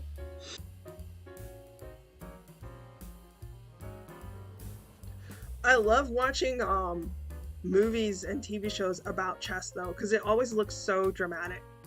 Like there was the Searching for Bobby Fischer movie I watched as a kid, and then there's some Netflix TV show, I forget what it's called, Queen something, I forget, but I watched that. I had no interest in the story itself, you know, about the character. I just basically watched the scenes where she was playing chess because it's so dramatic. It's awesome. When you go a certain amount of moves without checkmate or there's no other moves either player can do, I think. Queen's Gambit. Yeah, that TV show. Yeah, I liked it, but I skipped everything outside of the scenes where she played chess because it's like, I don't actually care about like all the drama going on with the character and stuff. I just want to like watch the parts where they're doing the chess matches, because it's so cool because they're hitting the clock and then they're moving the pieces.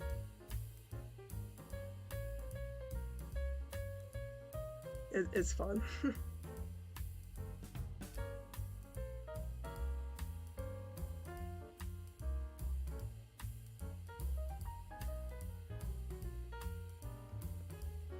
What drama? Isn't this a chess gameplay montage? Yeah, exactly.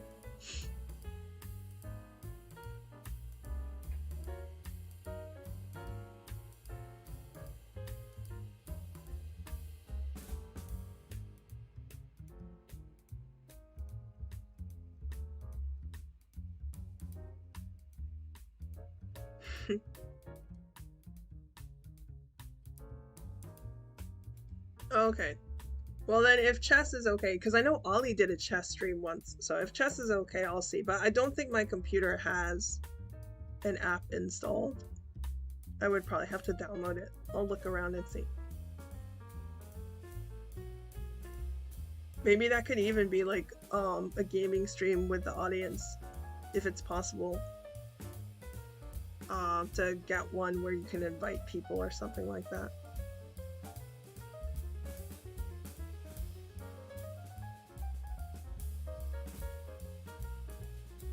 Chess has a couple of browser game sites. Oh, okay. I'll check it out. I mean, that would be something in the future, so, because right now I'm just doing the puzzles, because it's, that's a good thing, that I know I can, I won't be so focused on the game that I ignore the chat.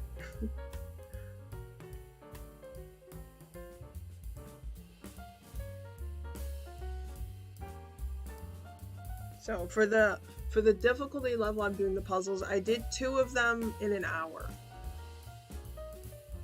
So, because it's like the 3rd difficulty level.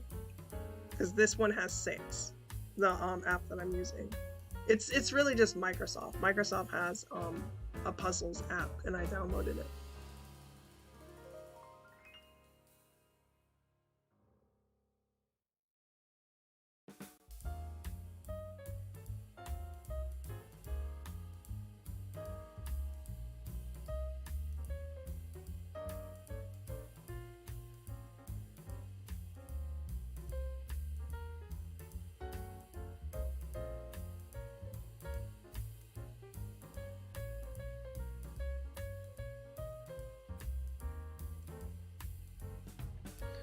Microsoft Puzzles app, isn't that in like the super old Windows version? Windows 7, I think it was.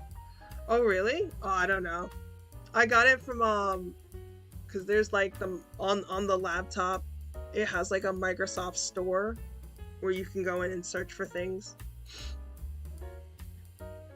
And I found it in there. But this laptop has Windows 10 with built-in games like Chess, My Super Solitaire, Purple Place.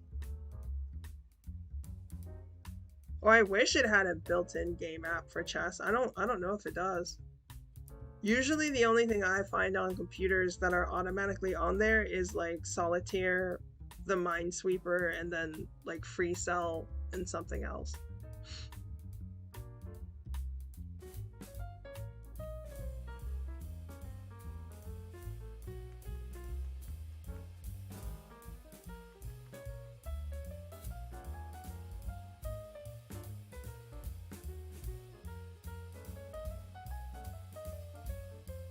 To this day, I have no idea how to play Minesweeper. Me too! I usually just click it randomly and then I get blown up.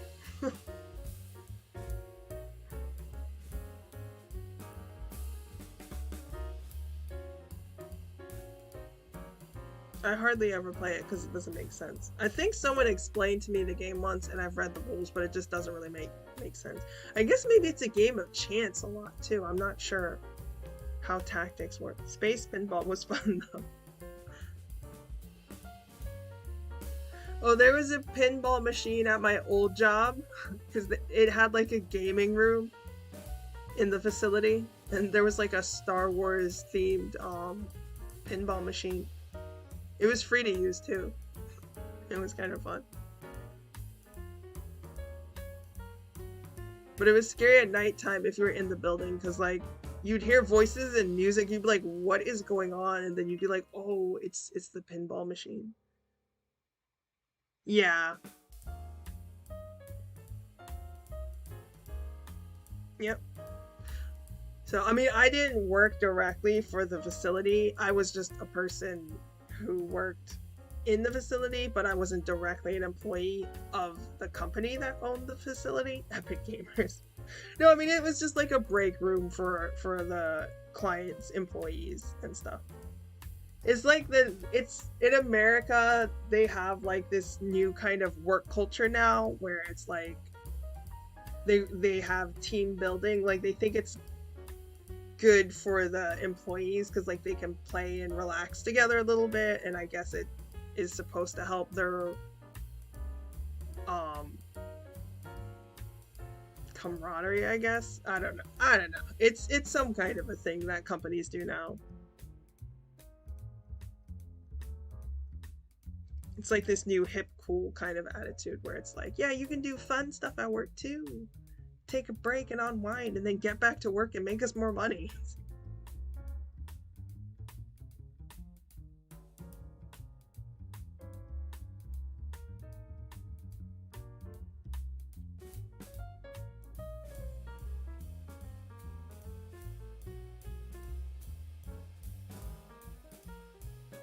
companies nowadays and their newfangled policies. Yeah. Yep. Boomer leader. Hey!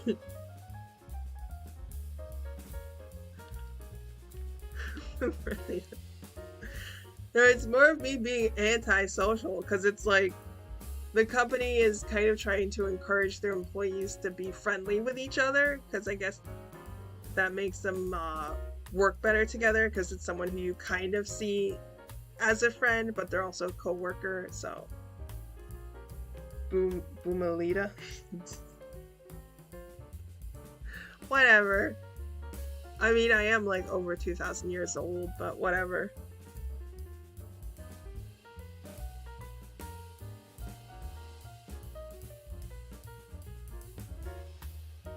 Are you usually friends with coworkers outside work? I try not to be, because it actually is just very annoying, so.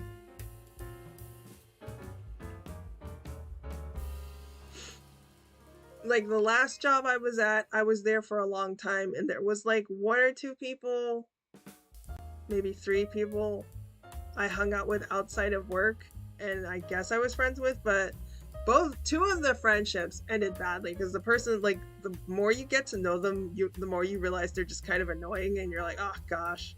And then you go to work and they're there for like 8 hours, so it's like, So yeah, I tend to not do that. I'm still trying to figure out how I'll treat coworkers when I actually start working. Well, I guess it's different depending on the country you live in, and also probably depending on the company you work at. Because some companies might try and encourage the employees to have very friendly relationships with each other, because it helps with productivity. So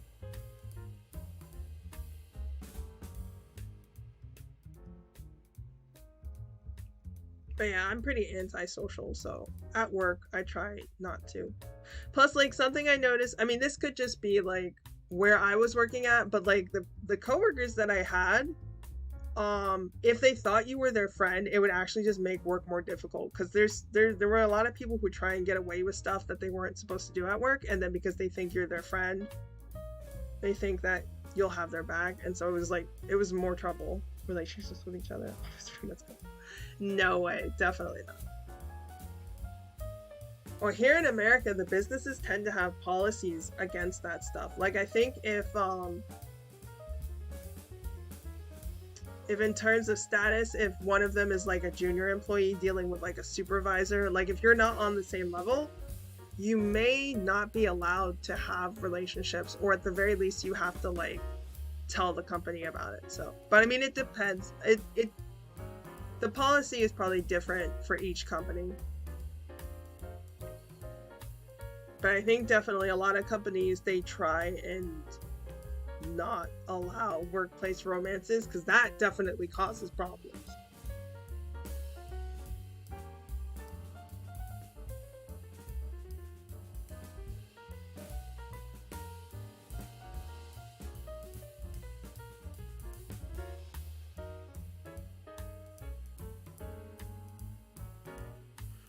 Yeah, for this new job, I actually really like it, because in the interview, the guy kind of said like, yeah, you pretty much will be unsupervised and just doing your own thing for your entire shift.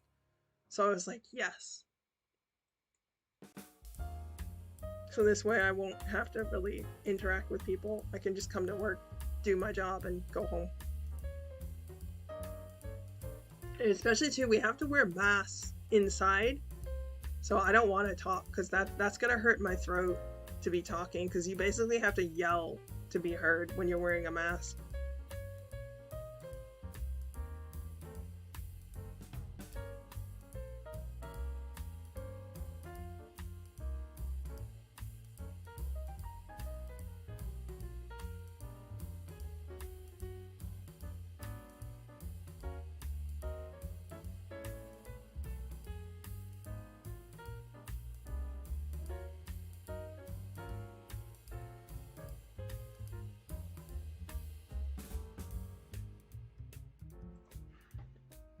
Are you allowed comfortable with saying what you'll be doing at work? If not, then it's fine. Just curious. I mean, I kind of want to talk about, but I think I probably won't. I probably won't. I'm very paranoid.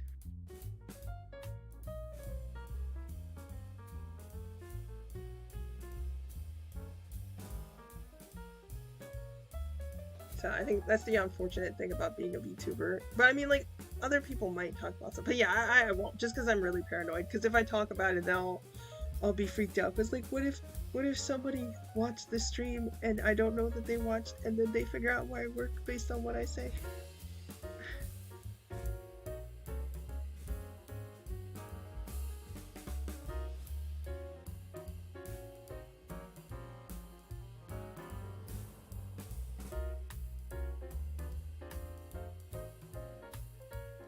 Well, I guess, okay, well, I guess I can say it's a warehouse job. I'll say that much. I think that's okay if I say that. It's like working in a warehouse and you're like filling orders. Yeah, I can say that. That's very, very general. Wait, this one. Well, I do have to be careful because there was, since creating the account, there was a few Americans that I noticed that followed me and interacted with me at one point, so I just always have to be careful because, even though I make ESL content, it is possible to attract people that live in the United States. So, because not everyone is going to be somebody who lives like on the other side of the world, just because it's the internet and it's open to anybody. So, yeah, so it's not really that I'm being paranoid of the people I interact with. If anything, it's the people who are watching me and I don't realize that, because like anyone can just, you know, pop into the stream and I won't know, or they can watch the archive, or they can be like looking at stuff on Twitter and like I have no idea. Cybersecurity 101 Bible innocence. Yeah. Growing up, my parents were always very paranoid because they would tell us like, you know, be careful what you tell people online, don't post your pictures and stuff like that. So it left me a little paranoid now, even as an adult.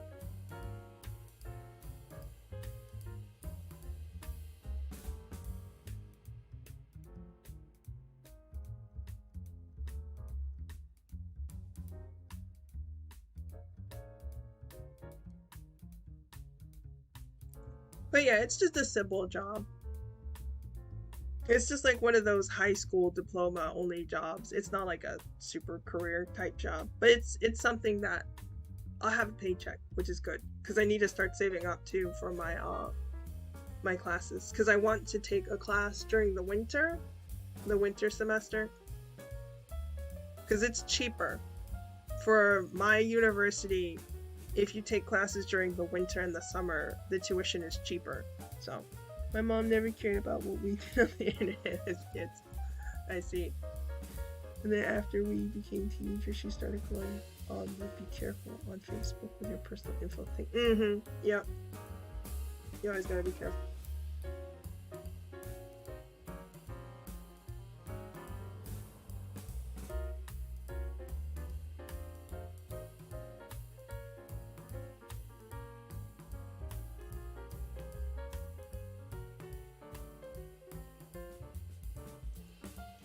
Which by then will fit away.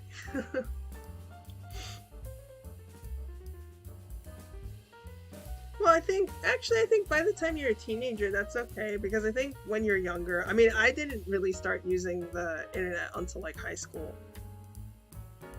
So like when I used the computer as a kid, it was just to like play the games that were on the computer, and that's pretty much it. I never really went online.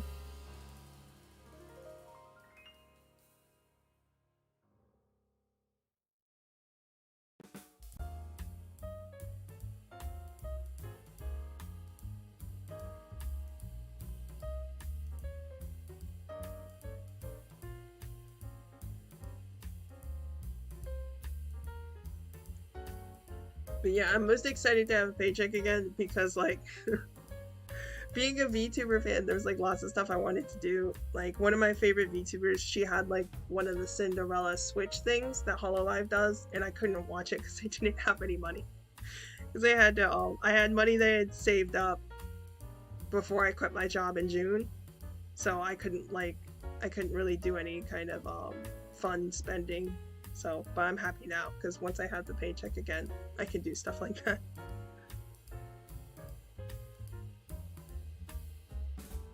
Yeah, I think I only started using internet in what, 6th, 7th grade. Yeah. Yeah, she did a Cinderella switch with Ayame. I was so happy for her because Ayame is her Oshi. So I was really happy for her that she did a Cinderella switch with her because I was like, oh, she's probably super excited. So, but you can watch like the first 5 or 10 minutes for free on Nico Nico for both of them. What's this Cinderella?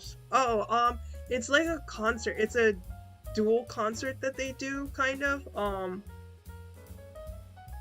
I think the appeal is, well, you can watch it on Nico Nico and it'll just be like a regular concert stream, but then there's also this VR thing that you can use for it. I have no idea how it works because like I don't have a VR goggle set up or anything like that. So I saw you a couple of days ago. Oh. Wait, did they update her model? I thought she had one. Oh, look. I'm curious now.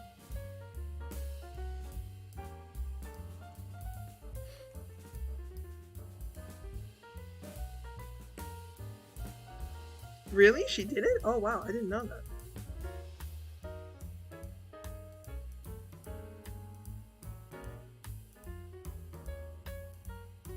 Oh, wow.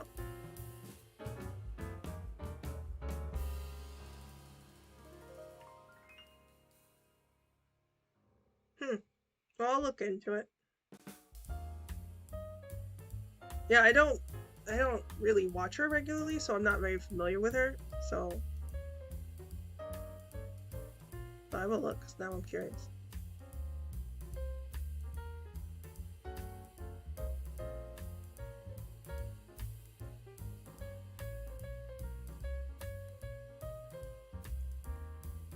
All I know is I was playing Minecraft and then suddenly I heard a very familiar giggle.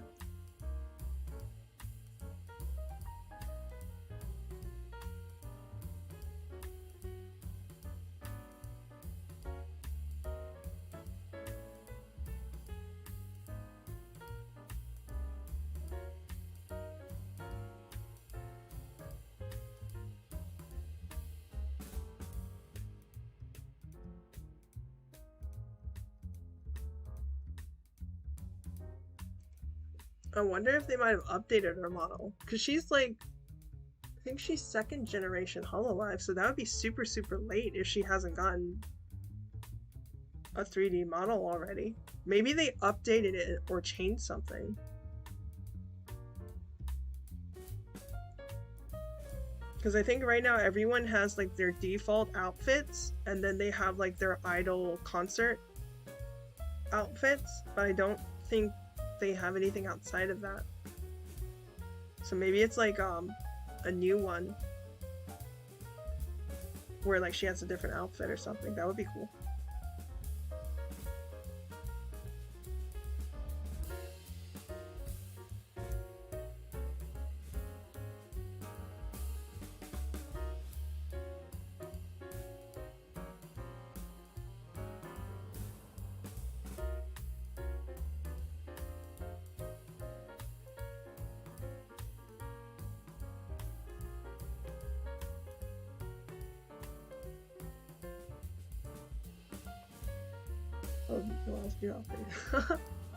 Oh yeah, it's really cute. It's like all October fest themed and stuff.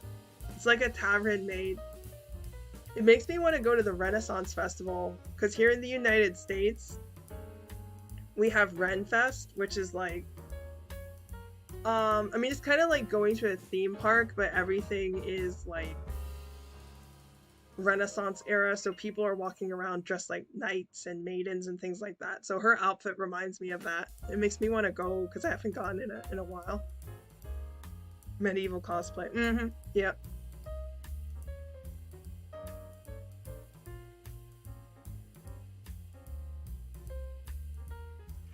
It's funny now because when you go, for some reason, there's lots of Star Wars themed stuff. Like there was a Darth Vader there once. But yeah, the costumes that people wear are pretty cool. And then they might have special theme days, depending on the ones that you go to. They might have special themes where you can dress in costumes that they don't fit the era that the Renfest is supposed to be portraying, but it's okay. Be in a medieval era? I mean, I guess they could be if you wanted to. Because the concept of Amazons, I guess it started in ancient Greece, and so I guess if you were going by the lore of Amazons, they're like a race of people that have always existed, so even now in modern times they would technically be existing somewhere in the world, so I guess you could. But I mean, it would be kind of hard to know the person is an Amazon, because like I mean, they're pretty much just female warriors who are super tall. So that's like the only defining feature about them. But there's no specific, or at least in America, there's no specific type of clothing or anything that they wear. So somebody might not know that you're an Amazon unless you like actually say it. Tall warrior lady, yeah. I mean, maybe I would get called an Amazon automatically if I dressed like a warrior. They might automatically call me an Amazon just because I'm super tall.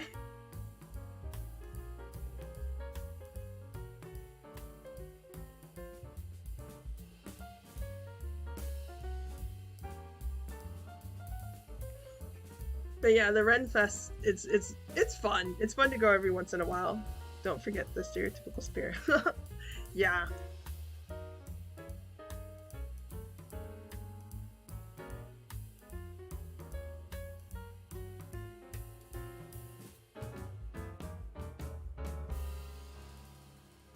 Yeah, I mean, I guess I would say probably the stereotypical Amazon is probably they look kind of tribal a little bit, or something that's very Greek or like ancient Rome looking type thing, like how they were in the Wonder Woman movie. It's kind of like a mix. Yeah, typically. Because like every state has their own, and it's like an actual theme park where, I mean, I guess certain ones maybe they might move the location, but the ones that I go to, like, it's an actual like park that's built, and it's been the same, like the buildings and all have existed for like decades or years, or however long the Renaissance Festival has been there. So yeah, they just like open up the park usually in August, and then it will close. Well, I mean, I guess it depends on your state, because I've gone to a couple of them.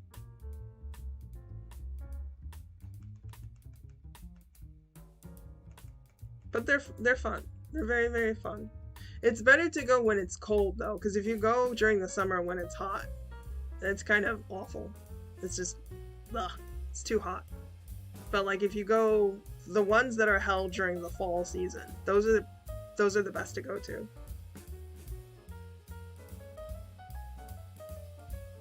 Sounds like if Disney would only open annually. Yeah.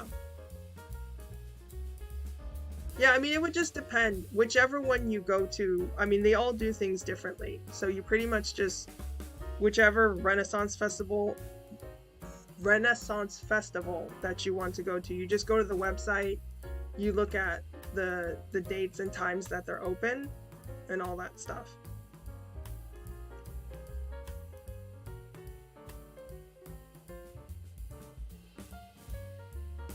But they're fun. They are fun to go to.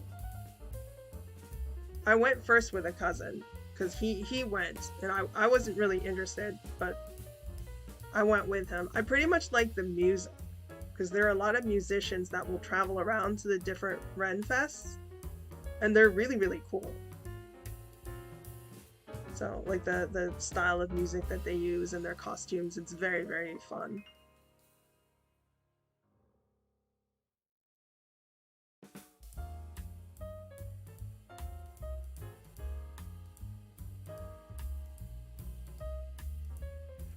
But yeah, this year I probably am not gonna go because it's very crowded.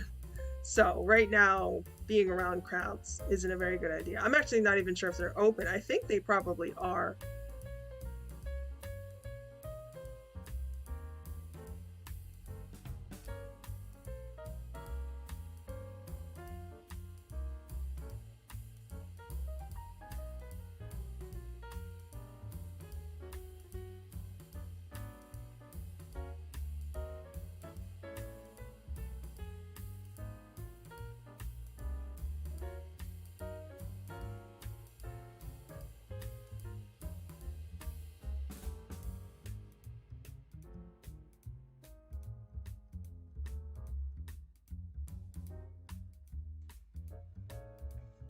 Okay, how about we do the last word?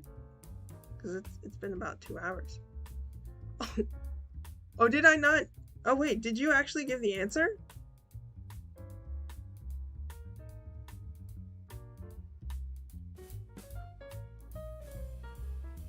Well, either way, answer: a suitcase. A suitcase.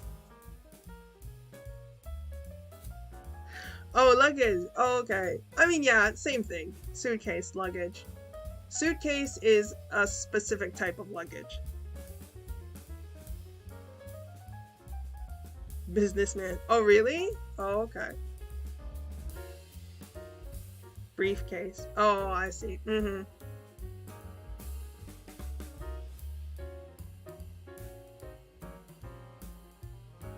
Yeah, suitcase is just the most common, so... I was actually, at first I was gonna put both, suitcase or luggage, but yeah, either was fine. Luggage or suitcase, same thing. So yeah, a suitcase. I forgot we didn't actually do the answer. Oops.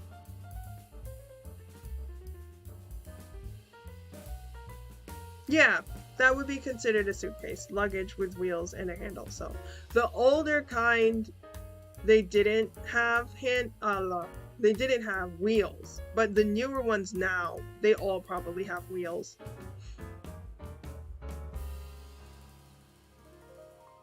Yeah, because they're really heavy. So I don't think any suitcases are made now without wheels.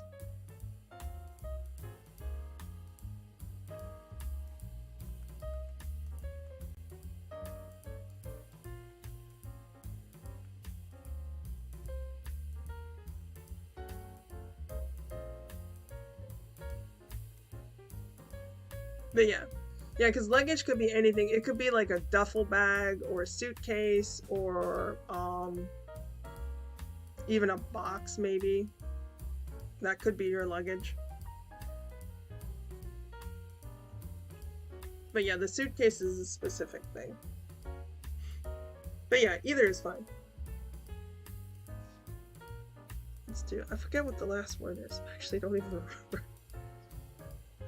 Oh, okay, now I remember what it was.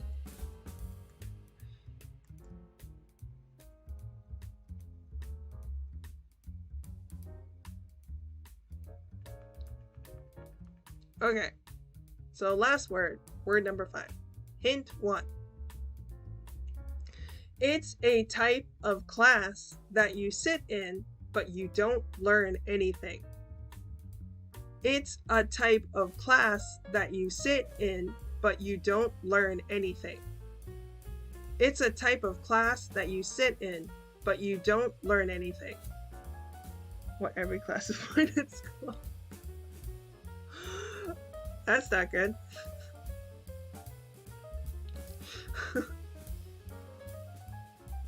Yeah, there are some classes I said I didn't really learn much.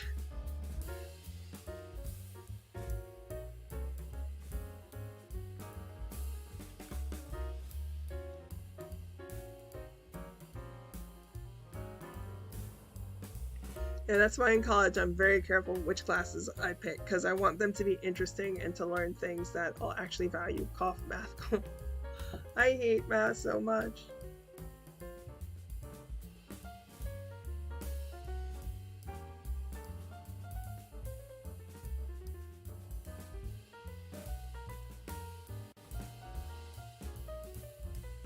Math is the reason why I study tons of foreign languages.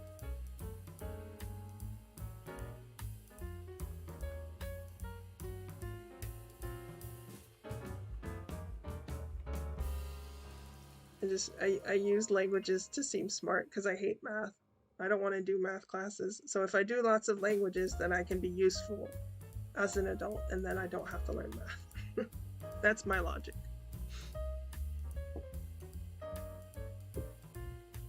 Okay, hint number 2.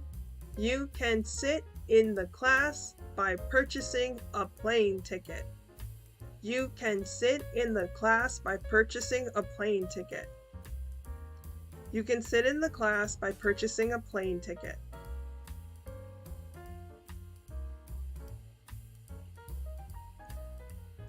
Hint number 3. People in this class will sit in the front of the plane and pay more money than the other passengers. People in this class will sit in the front of the plane and pay more money than the other passengers. People in this class will sit in the front of the plane and pay more money than the other passengers. Oh wow, you can speak so many languages. Yes, people think I'm cool now. So I don't have to do math anymore. Relatable.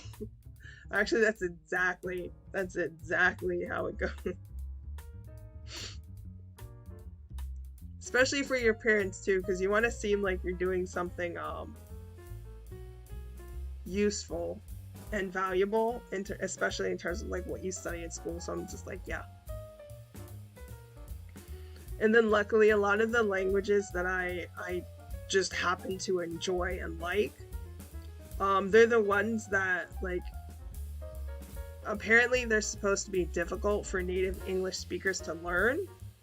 So like stuff like Japanese, Korean, and Russian, they're in like a different category because in theory it's supposed to be more difficult for like Americans and English native speakers to learn them because they're so very different from the English language. So, but that was just a coincidence. I like those languages. That's why I study them. I don't study languages to impress people. I do it because I enjoy it. And it's a happy coincidence that for America, if you study foreign languages, it's considered impressive. So I like that.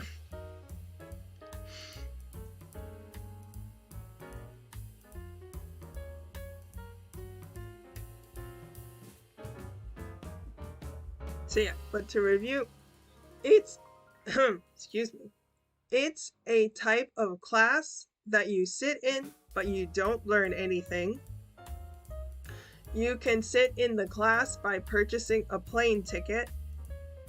People in this class will sit in the front of the plane and pay more money than the other passengers. But they probably get better snacks. So they have better stuff than peanuts.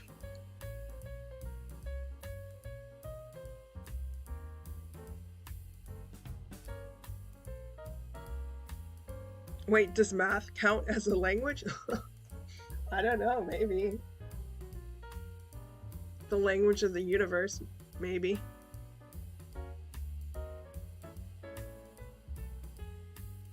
Okay. I was like, that's the opposite one. Yep. Answer. First class. First class. I have never written in first class before. It doesn't really look that impressive. I mean, I think pretty much if I'm writing on a plane, I hate the experience anyway. I don't really think there's a way to make it better.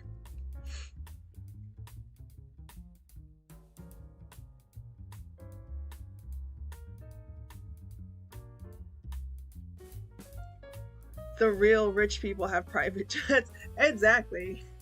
Pretty much. Why go on first class with the president? Or they fly on those crazy planes where it's like thousands of dollars for a ticket or something. Like the one, YouTube has tons of videos where people will ride the plane and be like, look at all the stuff. There's a shower and a bed all in your plane. I forget what it's called, what the airline is called.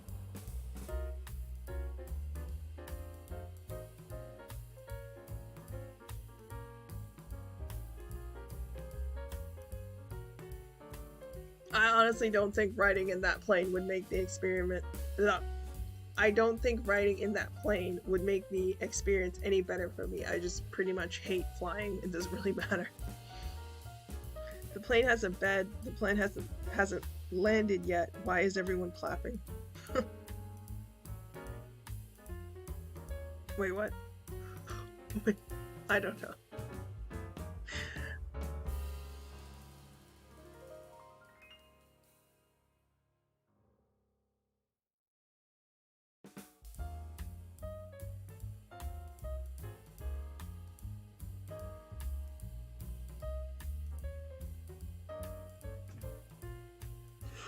So have you ever ridden first class? I've never ridden first class before.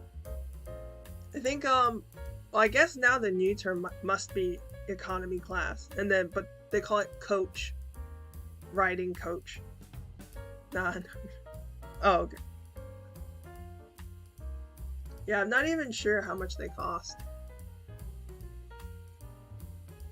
Actually, most of the times that I've flown, I haven't even bought my ticket. Because when I went to, when I went on my study abroad, my school was the one who purchased the ticket, and they just gave it to me. So I didn't actually have to buy it. And then most of the times when I've traveled with family, my parents just pay for it as well, so. Because mom wanted cheap tickets. Yep. It's a lot cheaper. Actually, I think maybe only one time I've actually purchased my own ticket. Myself.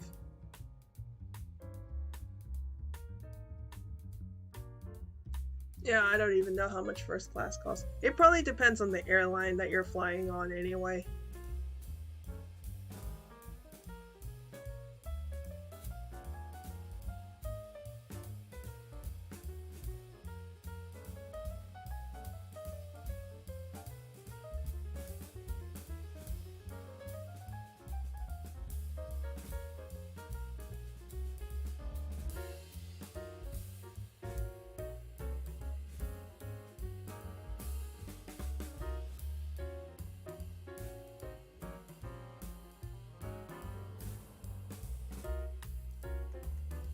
Oh, I should do the congratulations for you. Yay! Congratulations, you completed all the words. Yay!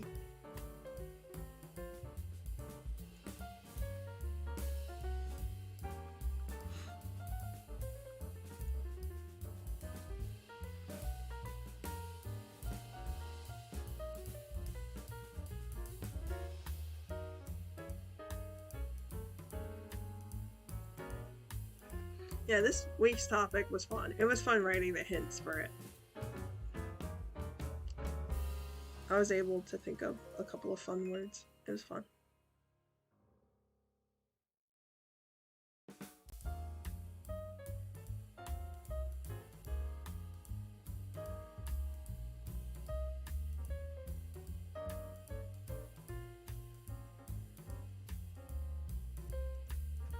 So did you eat dinner yet?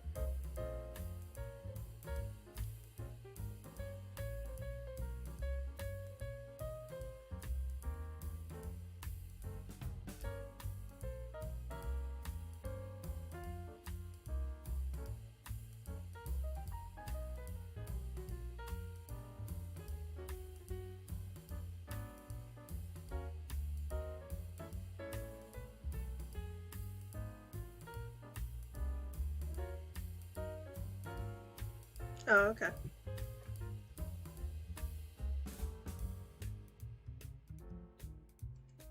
What'd you have?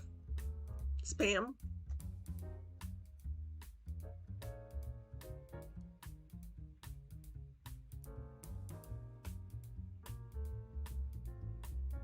Oh, okay, that's pretty early. What about chicken chop rice? Ooh, that sounds tasty. Wait, did you order that? Did you order takeout again?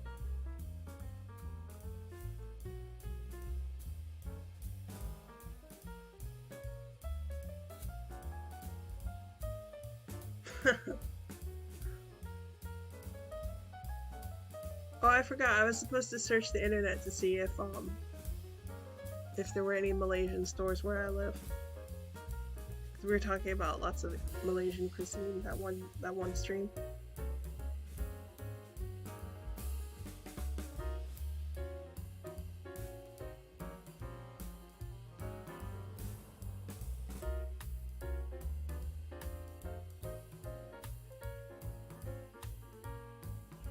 Oh, I'm excited because the job that I'm working at, it's actually near one of my favorite Vietnamese restaurants because it has pho and banh mi. And banh mi is like, it's just like sub sandwiches, but it's really delicious. It's like they have barbecued pork. It's so good. So I'm super excited.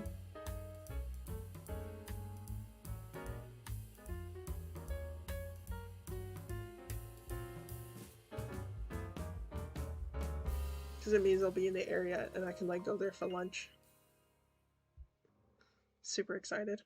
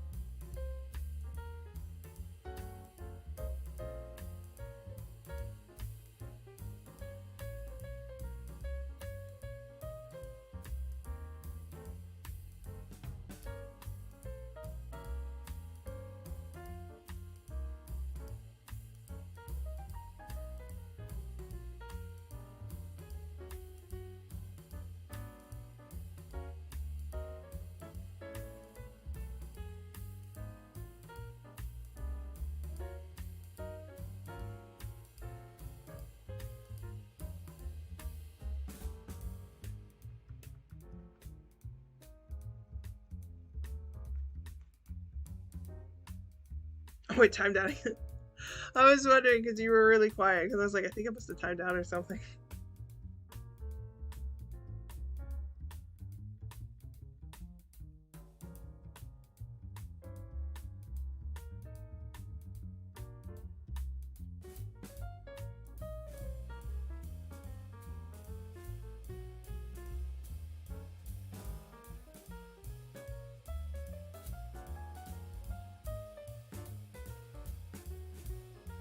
Oh, huh.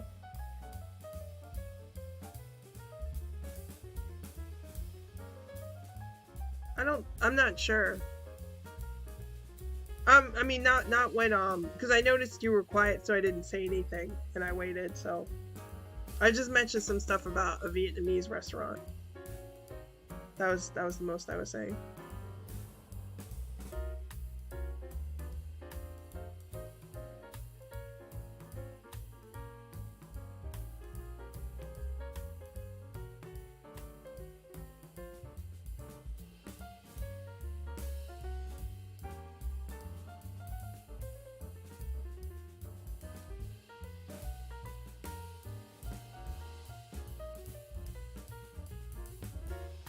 Oh, really?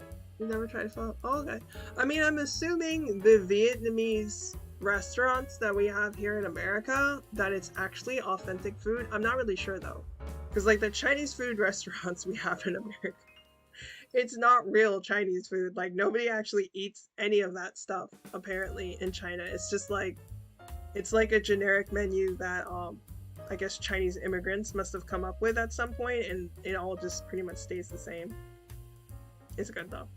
But yeah, I'm guessing the Vietnamese food is actual real Vietnamese food. I'm not really sure. American Chinese food. Yeah, pretty much. General Tso's chicken. Mm-hmm. Orange chicken. Wait, you seem to know a lot about Chinese food menus in America. Wait, do they serve that stuff in Malaysia? Because that's like exactly the stuff that's on the menu.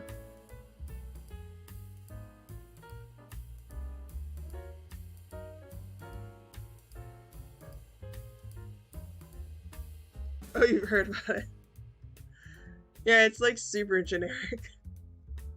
It's good though, it tastes delicious. It's probably very unhealthy, but it's delicious. I think it was in Rush Hour. Oh, okay. Okay, yeah, in movies, yeah, you would probably hear it.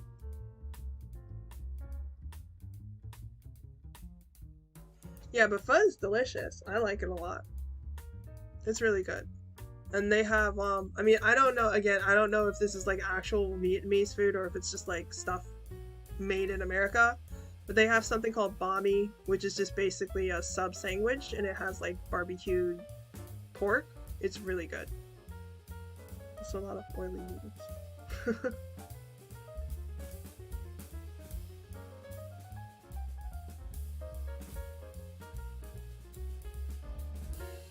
Bami is actual Vietnamese food. Oh, okay, good, because it's delicious. I love it.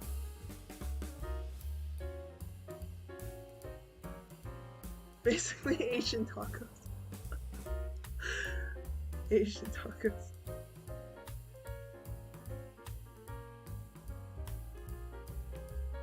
Yeah, it's really good. So I'm happy because this new job is close by. So, but I'll probably be working at night, so it might be closed. But maybe if I come to work early, or maybe I'll just take a nap in my car after my job is over for the day, and then I'll wake up and go get food and then go home. It would be worth it. I love that restaurant. It's so good. The pho is good and the bami is amazing. I love it.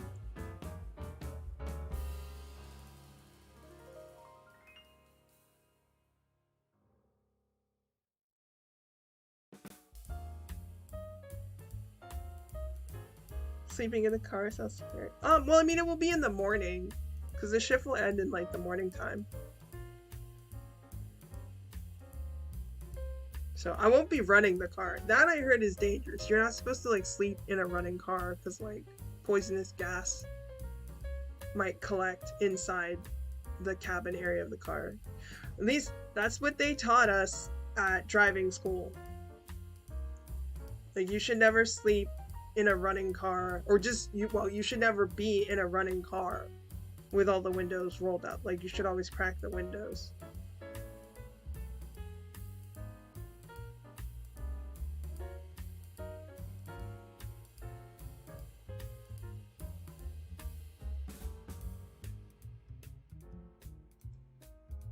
Why, what?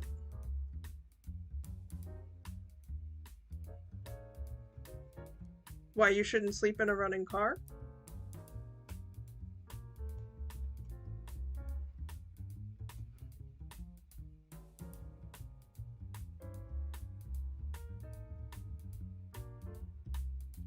Oh no, it's the fumes from the car itself. Like when the car is running, it's expelling all that the toxic fumes and things. And so I guess because the car is sitting still, it builds up in the car. Like as long as the windows are cracked though, you're supposed to be safe. So I mean that's what they told us at driver's ed. They were like even if you're in a parking lot, like it doesn't matter, especially if you're inside like a garage with the door closed and everything, that's definitely very unsafe. That's how people you know, check out of life. By doing that, they'll start the car in an enclosed room like a garage and have everything, the doors closed, and then the fumes just build up and then you fall asleep. Yeah, I was trying not to use the literal language because, like, I don't know, I've seen like other YouTubers, like they're very careful like how they word certain things because of like YouTube rules or something, so I tried to not literally say it, but yeah, like even if you're outside, even if the car is outside like in a parking lot, apparently it's not safe either. So you should always crack the windows a little bit, at least a little bit. BRB AFK from life. Well, that's something. If you just wanted to BRB and AFK from life, you probably wouldn't do that. So, I AFK from life when I go and play video games and watch VTuber streams. That's how I BRB AFK from life. That would probably be logging out completely. Logging out and deleting your account.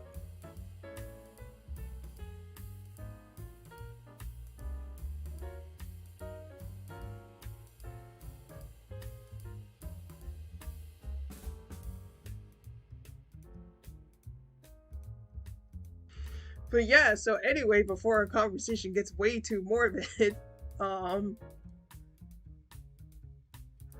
yes, so for safety, I was taught in driver's ed class to, if you're gonna run the car, you should make sure your windows are cracked. So, but for now, I think early in the morning, it's not that cold anyway. I probably will just leave like a blanket in the car. So, I think I might plan to take naps after work, because it's the night shift and all, so I'm not sure. Because it's a job that's way more active than my last job. Because my last job was a night shift job, but I pretty much would just sit and chill for most of the night. So I wasn't that tired when I would leave. So every time I hear play, I think of it as someone describing a dude named Ed. Special ed, driver's ed. Yeah, phys ed for PE class. We shortened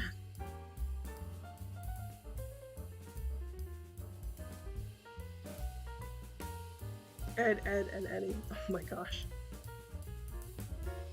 I think I watched like 5 minutes of that show. I was like, this is a weird TV show to show the kids.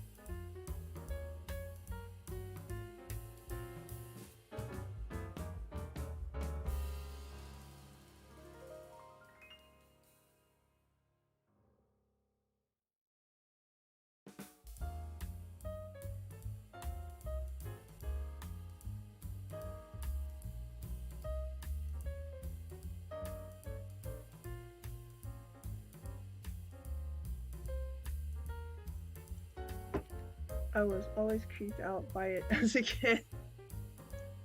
I know, right? You know, it's bad that when the kids themselves think the show is disturbing. There was a show like that too that I saw. I forget what it was called. I think it was the art style. Yeah, that kind of art style is really weird. Yeah, some kid shows are really strange.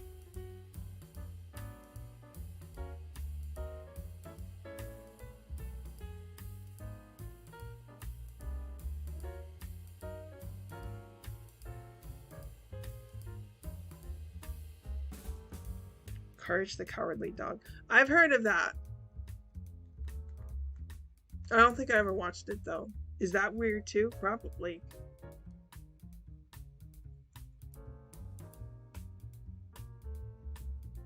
Some of them look like a fever dream. Yep, they really do. I think it's mostly just the art style.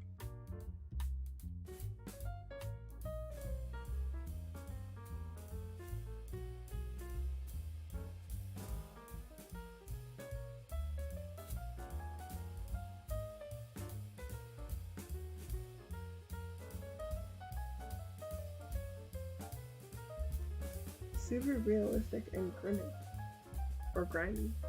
I think that's the only way I can describe it.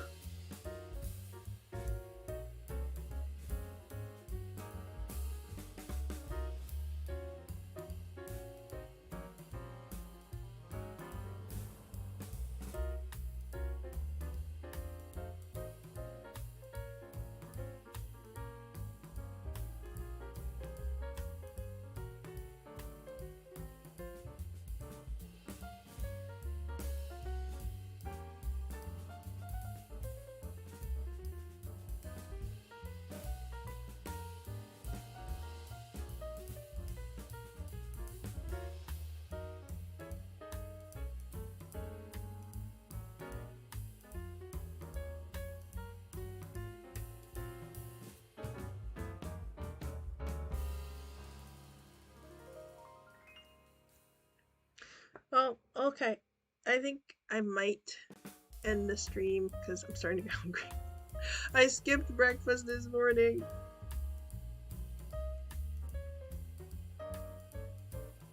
I woke up and I was gonna eat breakfast, but then I saw my favorite VTuber was streaming, and it was one of those webcam streams where like you can see their hands with the gloves on. So I watched it and then like I skipped breakfast. So that was dumb of me. But I was excited that she was doing one of those because, like, the chat had been nagging her to do one for a long time. Enjoy my brunch. Yeah, at this point, yeah, it would be brunch. 10:45. Yeah, that's about brunch time. Skipping breakfast for hand streams relatable. I mean, you can't actually see her hands because they wear gloves. Hololive girls always wear gloves when they do that, so. But it's always fun when they turn the webcam on, even though you can't see anything. So, but yeah, I watched it and then I started my stream. It's probably not the most responsible thing to do before your stream, so. But I had everything set up from the night before, so I didn't have to worry. I didn't really have anything to do when I woke up this morning other than eating breakfast.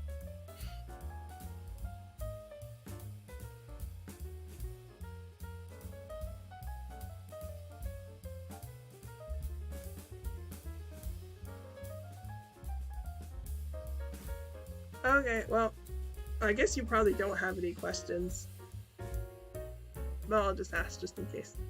Well, actually, you asked a lot of questions during the stream. You asked tons of them. It's always good.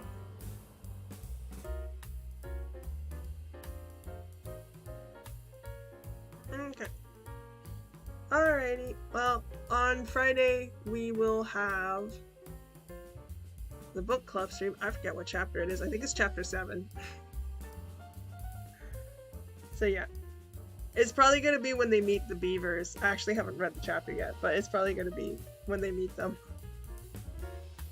Which I'm excited about, because those are very memorable characters. Yep, back to Narnia.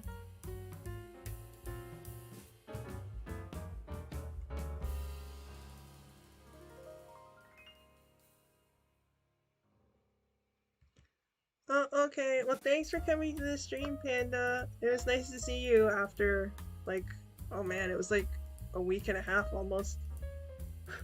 Because my streaming week doesn't start until like halfway through the week anyway, so it was like a week and a half. So, but thanks for coming. It was really nice for you to be here when I got back. I really appreciated it. Thanks.